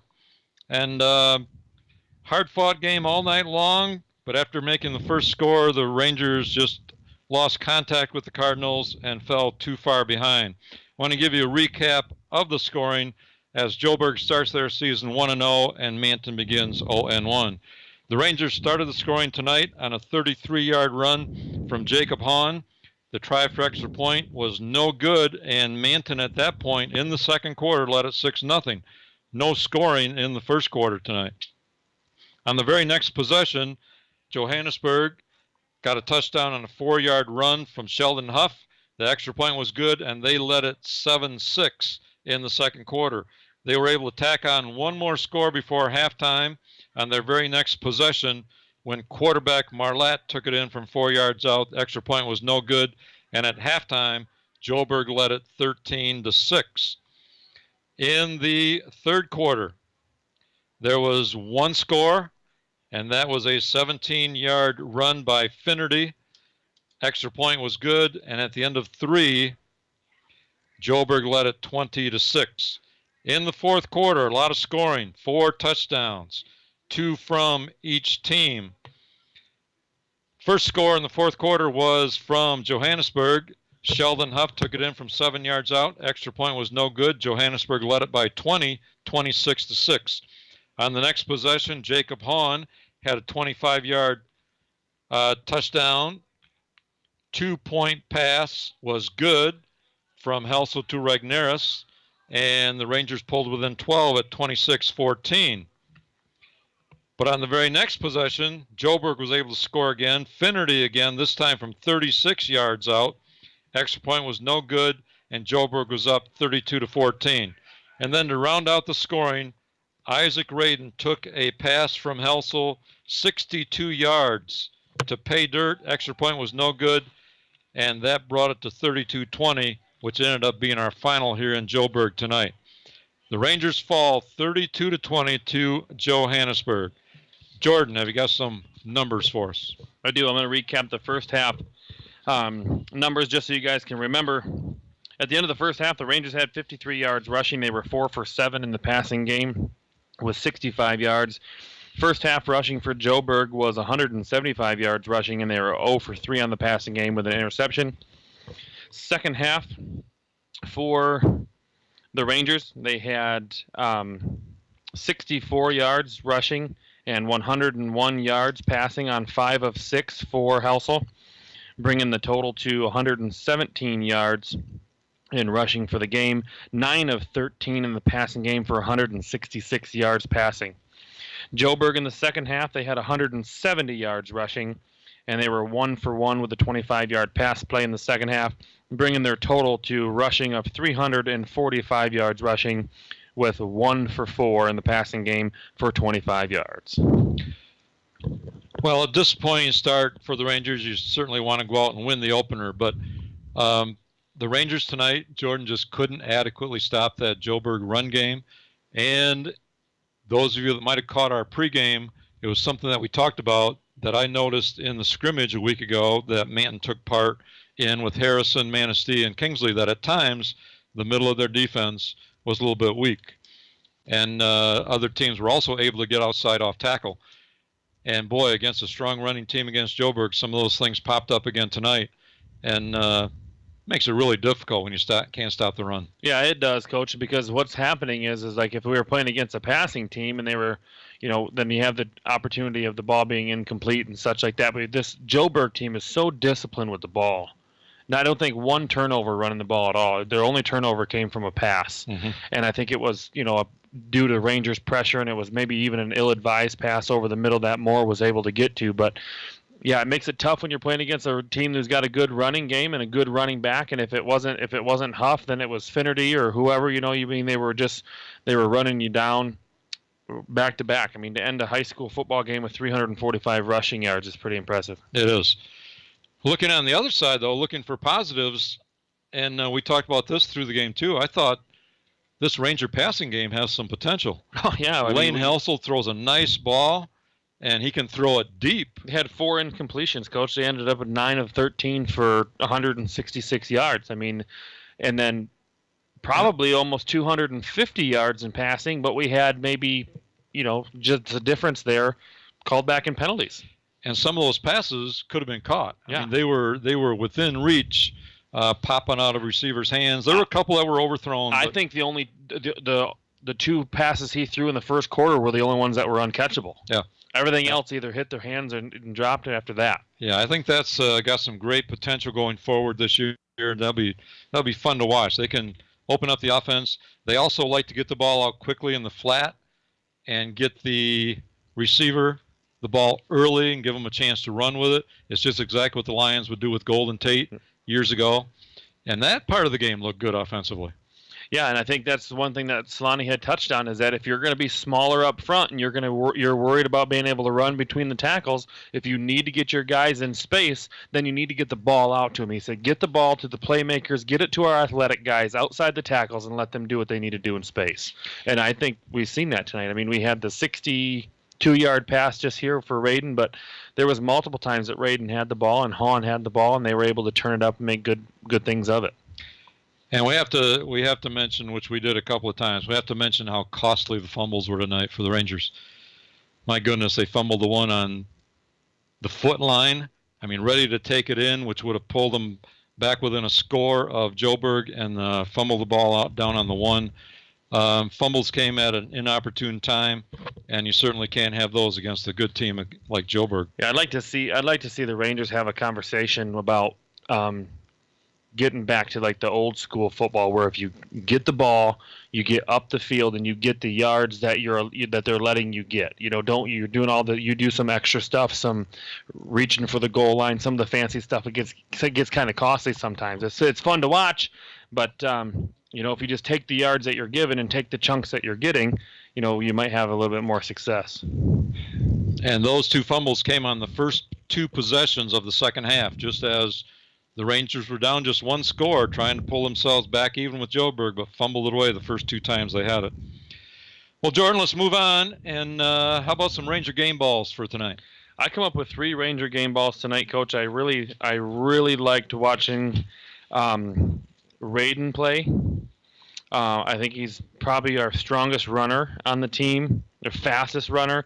Got good hands. I mean, they threw that pass to him over the middle there before half, Coach. He had 3 defenders there, and he was able to bring it in. And if it touched his hands tonight, I think he caught it. I think the two that were overthrown in the first quarter, and then the 2 that were dropped were McKernan and Rigneris is the ones that they had hit their hands and dropped. But anything that touched Raiden's hands tonight, Coach, was a completed pass.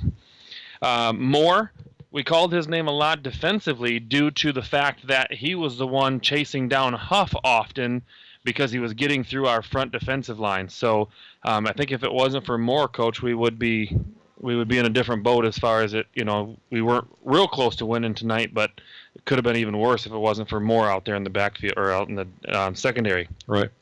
And then how impressed were you, Coach, with Helsel throwing the ball? I mean, I know we touched on it, but not just the yardage and how many completions, but the look of the ball leaving his hands and how his mechanics in the backfield, and he takes the snap and the ball's getting out there quickly. I mean, he's almost in like mid-season form, you would think. That looked like it tonight. Yes. I was impressed with that at the scrimmage a week ago also. And he hasn't been quarterback on the varsity very long. We saw him take over for Hahn in the McBain game last year, and he hadn't quarterback before that, at least at the varsity level, but he is looking better, and I think he's going to get better and better as the season goes. He came in that McBain game and started throwing the ball right away. And I remember you and I look at each other going, holy smokes. Mm-hmm. Well, I had that same feeling tonight. Like he's getting that ball out there, and we're thinking, holy smokes, this kid can throw the ball. Yes, he can. Now, moving on to our Ranger drive of the game. Tonight, the Rangers had difficulty putting together extended drives, and the best drive as far as number of plays ended up in a fumble. So I'm going to go with another drive. The Ranger drive of the game was back in the second quarter. The first scoring drive of the game was a 70-yard, 5-play drive by the Rangers, and capped off by Jacob Hahn taking it 33 yards to put the Rangers on top 6-0. But then, of course, Joburg came back from that. But covered 70 yards in 5 plays. They can explode quickly. They can score quickly. We've seen that, and I think the Rangers are going to be fun to watch this year. Now, looking ahead to next week, the Rangers will have their home opener welcoming in the Lake City Trojans, which will also open up Highland Conference play. We talked about that at halftime. Now 7 conference games with Roscommon and Houghton Lake joining the league. That game is 1 week from tonight on September 6th. Kickoff at 7 o'clock. We'll be on at about 6:40. with the pregame. Spread the word that all Manton games this season will be streamed on the internet. So using smartphones, iPads, computers, go to 1071thedrive.com, find the icon for Manton Ranger football, click on it, and we'll have all the action for you if you're not able to actually get out to the game. We wish to thank again our sponsors for Manton Ranger football this season.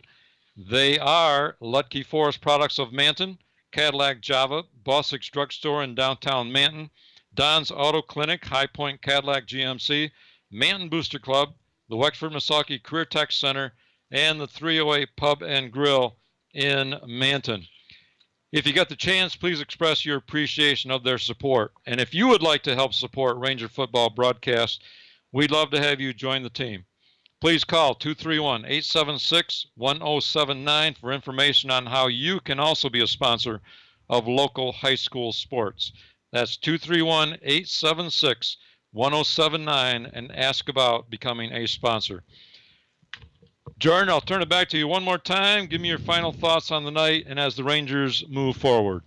As I sit here and think about how different each one of these teams was and how they executed the run game than how Manton executed the pass game, I had more fun watching the Manton offense than I did with the drawn-out run game. I mean, it's effective, and that's their game and stuff like that, but I'm excited to see where we can go with that for the rest of the year. If we can execute on that all 4 quarters and put a full game together and get the front of our defense rolling, Coach, I think it's going to be a fun year. Well, that's going to do it from Johannesburg tonight. I'm Rick Swanson, along with Jordan Shepler. Back in the studio control room, Zach Wiggins, who kept us running smoothly. Thanking you for joining us and hoping you'll tune in next Friday night when the Manton Rangers host the Lake City Trojans. Once again, the final score tonight in the 2019 season opener, so Johannesburg Lewiston Cardinals 32 and the Manton Rangers 20. This live stream of Manton Rangers football on 1071thedrive.com has been sponsored by the 308, Bostic's Drugstore, Don's Auto Clinic and High Point Cadillac GMC, Lutke Forest Products, the Manton Booster Club, and the Wexford Misaki Career Tech Center. Join us next time for Manton Rangers football on 1071thedrive.com.